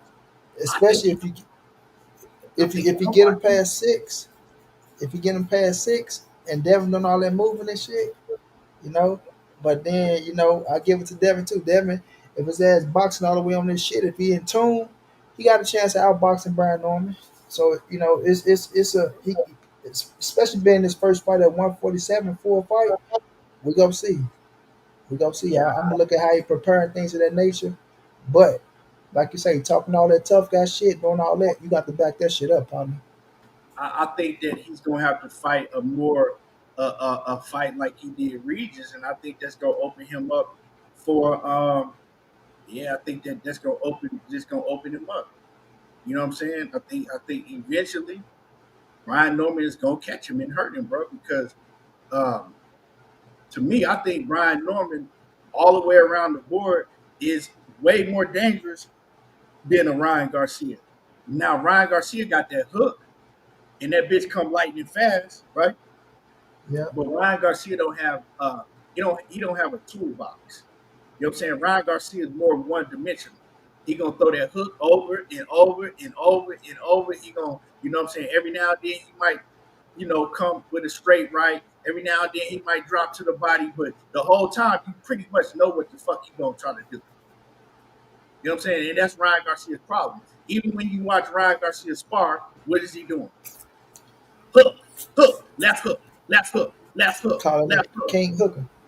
He ain't even throwing the right hook, ain't even hard. He just slapping with the right hook, and then he putting all his power, shifting all his power to throw the left hook. And so you know what he gonna do. Brian Norman got a much deeper bag than a Ryan Garcia. So yeah, you might be outboxed, but he eventually gonna catch you and hurt your motherfucking ass. And like I said, if he tries to move and do all that shit and pop shot on the outside and stay around, like the crowd is gonna be booing so hard, bro. Like I don't think he gonna go in there and I don't even think he gonna try to fight like that. I think he gonna go to the old Devin Haney, you know what I'm saying, and fight. And that's gonna make it bad for him. Because even he was ringside tonight and he seen them fights. That shit put pressure on him. If the fights had been lackluster tonight, then it could have been like, okay, well, shit, look what they did. I'm gonna go out there and fight my fucking fight. And then look I how rock stacked. him. Key, Huh? then look how stacked the card is too. So if niggas going out there putting on hell of a fights and things of that nature, banging it out like that, like you All the said, that ain't fights gonna do gonna be nothing. Yeah, that ain't gonna do nothing but add more pressure to that nigga to where you got to go out there and show up and show out. right. Super. Oh, he. I don't know what happened, but that November card is about to be stacked. David Benavidez and Anthony Young. Now he just announced Subriel Maties and Dalton Smith. They finna be like two bulls in the cage. You know what I'm saying? You got Sam Noakes and Abdullah Mason. You know Abdullah coming to show out. Like that card is stacked from top to bottom. They all finna show out. And the styles that they all have, they all finna show out. So Devin, he can't come out there and try to fight the same way that he did with Jose Ramirez. Devin gonna have to come out there and put on the performance because Devin knows that he like money. Devin like to get paid. And if you don't perform, Turkey Al-Sheikh is letting you know that he's not giving no more paydays if you don't go out there and perform. Now, to me, that's a good thing and it's a bad thing because it's a good thing because now fighters are forced to give fans what they want to see. You know what I'm saying? But it's a bad thing because now it kind of takes a lot away from certain styles, right? It's forcing fighters to fight out of their element. You know what I'm saying? Shakur, he had to fight out of his element. Yeah, I say probably 85, 90% of Shakur's fights, if you watch his career, he's fought like in the pocket style, but he still used movement doing that. Tonight, his feet were stuck in mud. He ain't really used no movement at all. So, and that was something that I've never seen him do, like just completely not use no movement at all. And so, yeah, where was Ryan Hook when he fought Rolly? Rolly nullified that. You know what I'm saying? Ryan was, for one, Ryan wasn't on that shit. He didn't look the same at all. For two, Rolly was able to nullify that because Rolly was throwing with Ryan Garcia. And Ryan didn't want to get caught in between the shot because Rolly cracking like that too. So he made Ryan keep his hands in his pocket. And Ryan was after Ryan got caught from Rolly and felt that power, he ain't want to throw that shit like that. We seen what happened. But like I said, with Ryan, 2000 Raven, you say, do I got Brian Norman washing Dev easily? No, I think that uh, I don't have him washing Devin easily, but it could go easily. It could. It just all depends how long it takes Brian Norman to catch him. Because if y'all think that Devin Haney is gonna be able to go 12 rounds with Brian Norman without getting caught, y'all got another thing coming. Y'all got another thing coming. And if he is able to go 12 rounds with Brian Norman without getting caught, that means that it was a boring fight and Brian couldn't cut off the ring. And Devin was moving, and boxing on the outside and moving and holding and wrapping him up, right? Making him reset, wrapping him up, holding him and moving. That means that it's that style fight. And Devin won a boring fight. Now, he can win a fight like that, right? Possibly. But if he do win a fight like that, the crowd gonna be booing. And is he gonna be able to come back and get another bag with Turkey after putting on 2 straight performances like that? Right? That's what I'm saying. It's he's in a position to where now his back is up against the wall and he have to fight. He have to put on the showing. Just like people felt with Shakur Stevenson, even though Shakur had a stoppage his last fight, even though Shakur the fight before that when Shakur even with hurt hands back arched him up the whole fight and took the fight to him. Shakur still had that stigma on him from the fans and the media that all he do is run because of one fight against Edwin De Los Santos, right? So his back was up against the wall to where he felt that I got to go out there and I got to show these motherfuckers and I got to prove a point and I got to perform. Devin Haney is in the same predicament. Devin is in the same predicament that Shakur Stevenson is. Because if he don't, he's gonna fuck up the future bag. And then all of these other fighters are gonna be like, no, I ain't fighting him. We ain't gonna fight him because all he gonna do is run for 12 rounds. That's what they gonna say. I'm just telling y'all. Now we ain't fighting. All you gonna do is run for 12 rounds. We don't want that. The fans are gonna talk that shit. He's around there. We don't want to see him fight. And so it puts pressure on these fighters. And that affects what they get paid. And Devin like to get paid. Devin is still young. Devin's still hella young. He can't afford to fuck up his bag this early in his career to where promoters ain't giving him no fights no more. They don't want to pay him and all of that. And so it's pressure, man. It's pressure. And he's making it worse because he being hella disrespectful to Brian Norman when Norman was hella respectful to Devin and Bill. Norman was doing interviews, talking very highly of Devin Haney and Bill Haney. And Devin Haney had to come out, oh, you a bitch and you that, and he's some trash and that. And I think that Devin is doing that shit because he's nervous.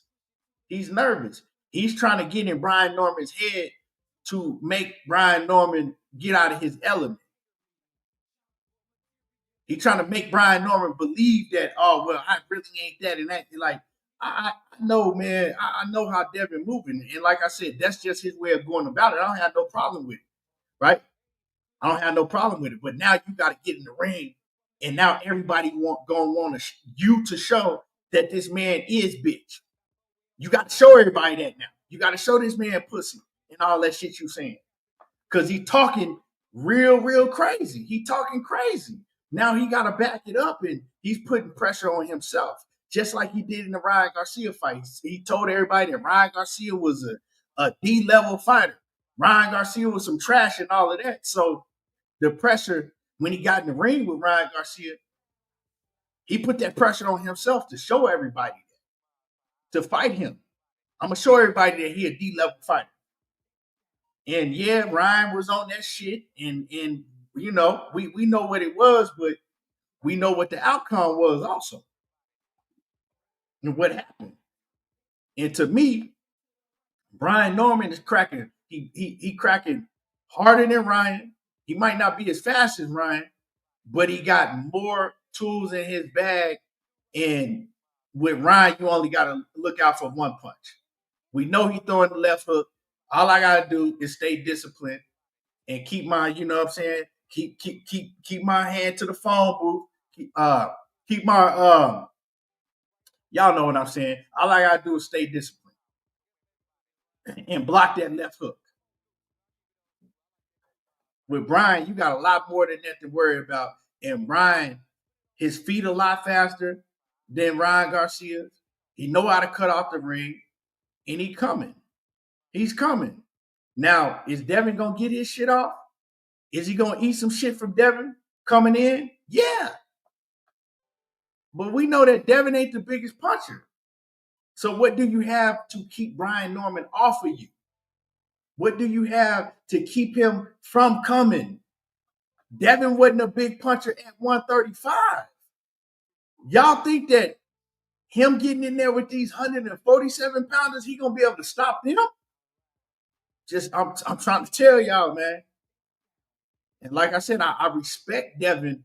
I got the utmost respect, Devin, because for even taking this fight. So win, lose, or draw, if Devin go out there and get knocked clean the fuck out, which I think he gonna go out there and he gonna get knocked out. If he does, I'm still gonna respect him. I'm not gonna talk shit about him because he was man enough, right? And had the nuts to take this fight when he could have.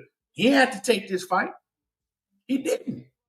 Matter of fact, he could have fought Richardson Hitchens.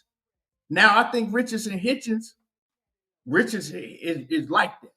But I think that Richardson Hitchens is a less dangerous fight for Devin. Now, I still think that Hitchens beats Devin, right? But I think it's a much closer fight. I think it's a much less dangerous fight because Hitchens ain't packing the power that Brian Norman got. Hitchens is a 140-pound fighter, right?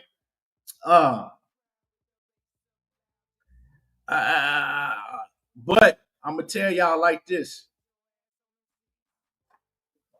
I'm gonna just say this, right? A lot of people were saying that Devin ducked out on that 140-pound division because it's some killers at 140. I'm not saying that, but I'm just saying if you look at the landscape, I'm gonna keep it a buck with y'all. And like I said, I respect Devin and Bill. Got the utmost respect for him. I don't think that Devin can beat Pullo. I don't think that Devin can beat Subriel Maties with that pressure that Subriel put on you because Subriel Maties, he know how to cut off the ring and he's going to pressure you and he's going to make you fight. I don't think you beat. I already told y'all about Richardson Hitchens. Man, I think he beat a guy like, I don't think he beat Gary Antoine Russell. Them four guys right there that I put money that Devin ain't beating at 140. He ain't fucking with Gary Antoine Russell. Subriel Maties, too much for him. Alberto Pulleo. Not only can Alberto Pulleo box, he cracking and he catching you from the outside. Like, that's what I'm saying, man. That 140-pound division is stacked. So I think that Devin, he made the right decision going to 147 because 147, you got Brian Norman, right? But other than that, who was at 147? Like, I got Devin beating Rolly. I even got Devin beating Ryan Garcia in the rematch, right? I got him beating Barrios. If he fuck around and if Manny Pacquiao fuck around and beat Barrios, which I don't see him doing, but Manny Pacquiao there, I got him beating Manny Pacquiao. Like 147 ain't a dangerous division like 140. 140, that's like shit. Even Sandor Martin. Even Sandor Martin, he's a boxer, but Sandor Martin, that motherfucker, you know what I'm saying? That's not a guaranteed victory because he can fight. So, yeah, I think the better business move was to you know what? I'm gonna go ahead and skip 140. I'm gonna go ahead and skip 140. I'm gonna go because you don't think that Devin would have got a bag for fighting the Subriel Maties, Richardson Hitchens. I'm not naming motherfuckers because we know that everybody know that motherfucker T.O. ducked Devin. That fight could have been made, and I got Devin beating T.O. Now I do got him beating T.O. But them other guys like a Matias or Pullo or even Sandor Martin is a tough fight, a 50-50 fight. Motherfucking Gary Antoine Russell and come on, man. That division, yeah, go ahead and you know what? I'm gonna make a business decision. I'm gonna go ahead and I'm gonna skip around them dudes. I'm gonna go ahead and T.O. doing the same shit. T.O. doing the same shit. T.O. like, you know what? I want to fight Boots. I want to fight Terrence Crawford. Bluffing. Yeah, you got Tito Mercado, but I'm not finna put Tito Mercado on that. Shit, you even got Frank Martin. Frank Martin in that division. You know what I'm saying? Frank Martin ain't no punk. So that division is stacked. Rayo can fight. Now I do, you know what I'm saying? Rayo is still a dangerous fighter, but I would say that Devin outboxes Rayo. But that division is stacked from top to bottom. So it's like, yeah, man, I'm gonna go ahead and move around. Yeah, Keyshawn Davis, he definitely ain't fucking with Keyshawn. Keyshawn, another motherfucker that put him in the dirt.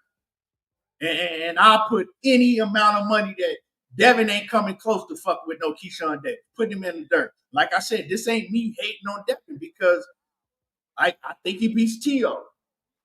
I think he, beats everybody pretty much at 147 besides Brian Norman.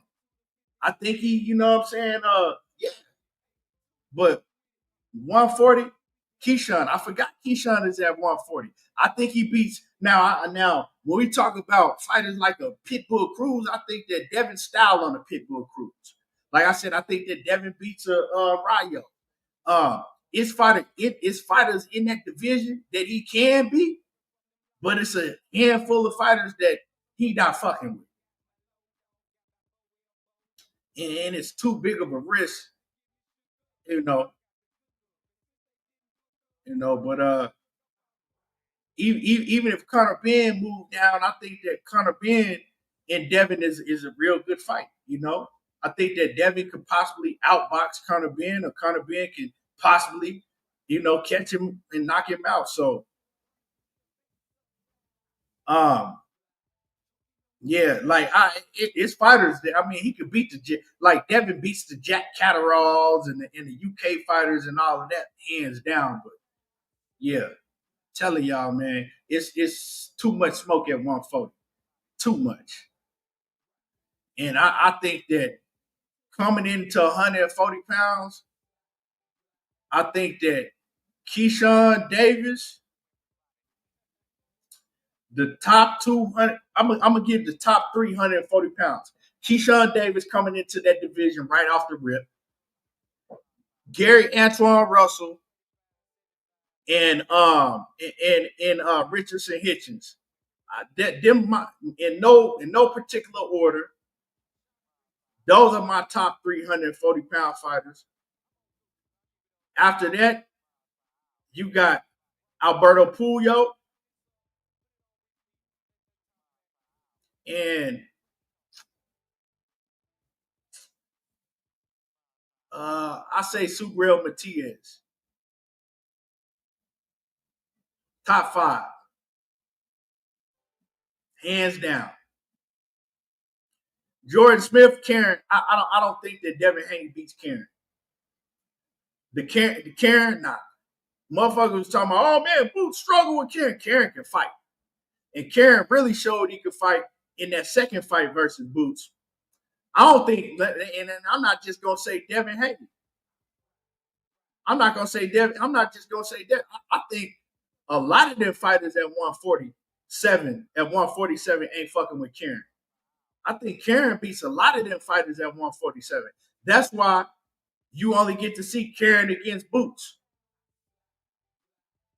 Because there ain't nobody running to the front of the line to fight Karen. Yeah, I said that earlier, Jordan Smith. I said Sandor Martin and Devin Haney, that's a 50-50 fight. Sandor Martin can box. He boxes his ass off. I think that Sandor Martin beat Alberto Pulleo. So, matter of fact, with that being said, I got to put Sandor Martin maybe in there above Alberto Pulleo and move Alberto Pulleo behind Sandor Martin and then put Subriel Maties behind Alberto Pulleo. Yeah, I think that's how I'm gonna rate the top 5.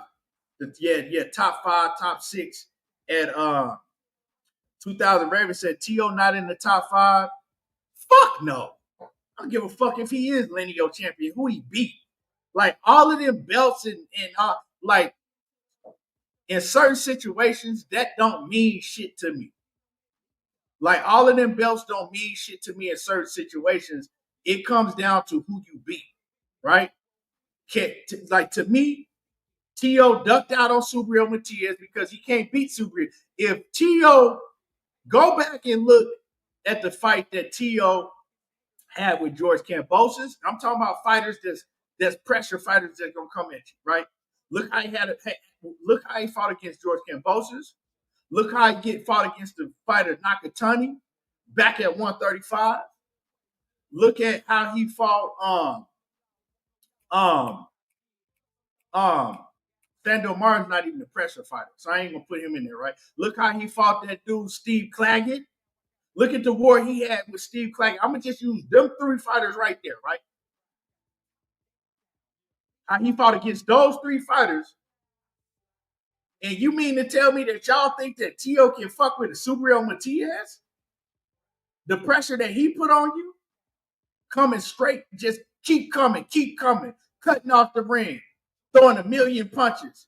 Keep coming. Subriel Maties is one of the only fighters I ever seen in the history of boxing that never takes one step back.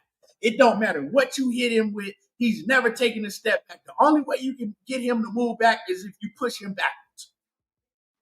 He'd never take a step back. You think that T.O., as small as T.O. Fimo is, can fuck with that? Hell no. Then you're talking about Alberto Pulleo. Somebody that can box and he can bang if he got to. He showed it with Gary Antoine Russell and he showed it with Subriel Maties. You think that he fucking with him? Oh no. You think that T.O. is fucking with Gary Antoine Russell? Somebody that can box, bang, and do it all. Oh no. You think that T.O. is fucking with a Richardson Hitchens, somebody that can box, if he got to get dirty, do that. But we know that all Hitchens got to do is go in there and just box all night. T.O. have problems with fighters that fight like that. He ain't fucking, nah, hell no. Nah. And once again, these fighters are way bigger than T.O. T.O. is small, way smaller than these guys, right? And then who else I put on the list? Sandor Martin. We already saw what T.O. and Sandor Martin look like, right? So I'm saying, when you look at that, hell no, T.O. is not in my top 5 at all at 140. Stop. In a minute, I'm about to wrap it up right now, okay? Yeah, so he's not in my top 5. Raven say T.O. beat Josh Taylor when he was unbeat. Josh Taylor was undisputed lineal. Hold on. Josh Taylor, when T.O. beat Josh Taylor was coming off a 17-month layoff. Josh Taylor really lost the fight before that to Jack Catterall. You ain't hear me name Jack Catterall in that list at all. Jack Catterall can't beat none of them guys that I just named, but Jack Catterall beat Josh Taylor clearly and was robbed, right? Josh Taylor was coming into the T.O. fight, coming off a 17-month layoff, right? In between that 17 months, he had to go through rehab, and then he fought T.O. So we got to put the context behind it. Yeah, Josh Taylor was undisputed in lineal still because they let him keep his titles, right? But was Josh Taylor the same Josh Taylor that we saw years before that fight Regis Prograis, fight Victor Posto? He wasn't the same Josh Taylor. When a man is coming off a loss, a 17-month layoff, in rehab alone let you know what he's dealing with on the outside of the ring, letting you know the discipline that he don't have in his personal life. Just rehab alone, we could just leave it there. You fighting a man coming out of rehab? In between a long ass, he wasn't the same fighter. Josh Taylor ain't been the same fighter since. Josh Taylor just lost again. Then after that, Josh Taylor lost. Didn't Josh Taylor lose to what's the Mexican that T.O. just beat? Josh Taylor then lost his last 3 fights in a row. So we know Josh Taylor ain't been the same fighter in years, in a long, long time. So, yeah, that's why I don't rank T.O. in my top 5. That's why, like I said, a lot of times having a belt don't mean you really like that. Don't mean you really that. T.O. had a chance to prove that. He could have fought Devin Haney and proved that. He could have fought Subriel Maties and proved that. He could have fought Richardson Hitchens and proved that. But he didn't. You heard Shakur calling out T.O. He said he'd never fight him. You heard Keyshawn Davis calling out T.O. You heard the story that Turkey Al-Sheikh offered a fight between Keyshawn Davis and T.O. And T.O. flat out said, no, I'm not fighting him. So with all that being said, T.O. know he ain't that. He know he ain't one of the top 5 fighters at 140. And anybody that want to be realistic and break it down, we all know that shit. We know that. And it ain't even me hating on T.O. I'm just telling you like it is. It's too much smoke in that division, man. It's 2 divisions where it's really nowhere to hide. 140 and 154. Them divisions, it's too much smoke in both of them divisions. You know what I'm saying? And to be the best at those divisions, like if we can say that you fought everybody in one of those divisions, we know that pound for pound, you're one of the best in all the boxing. 154 and 140, it ain't nothing but smoke. But man, I appreciate everybody for tuning in. Y'all make sure y'all smash that like button. I'm going to get up out of here, man. It's hella late. It's almost 1. Kids still up running around, man. Let me go. I appreciate y'all, man. Hell of a live stream. And appreciate everybody that tuned in. And y'all smash that like button. And y'all already know how I do. Tato talking that boxing again. And I'm gone, y'all.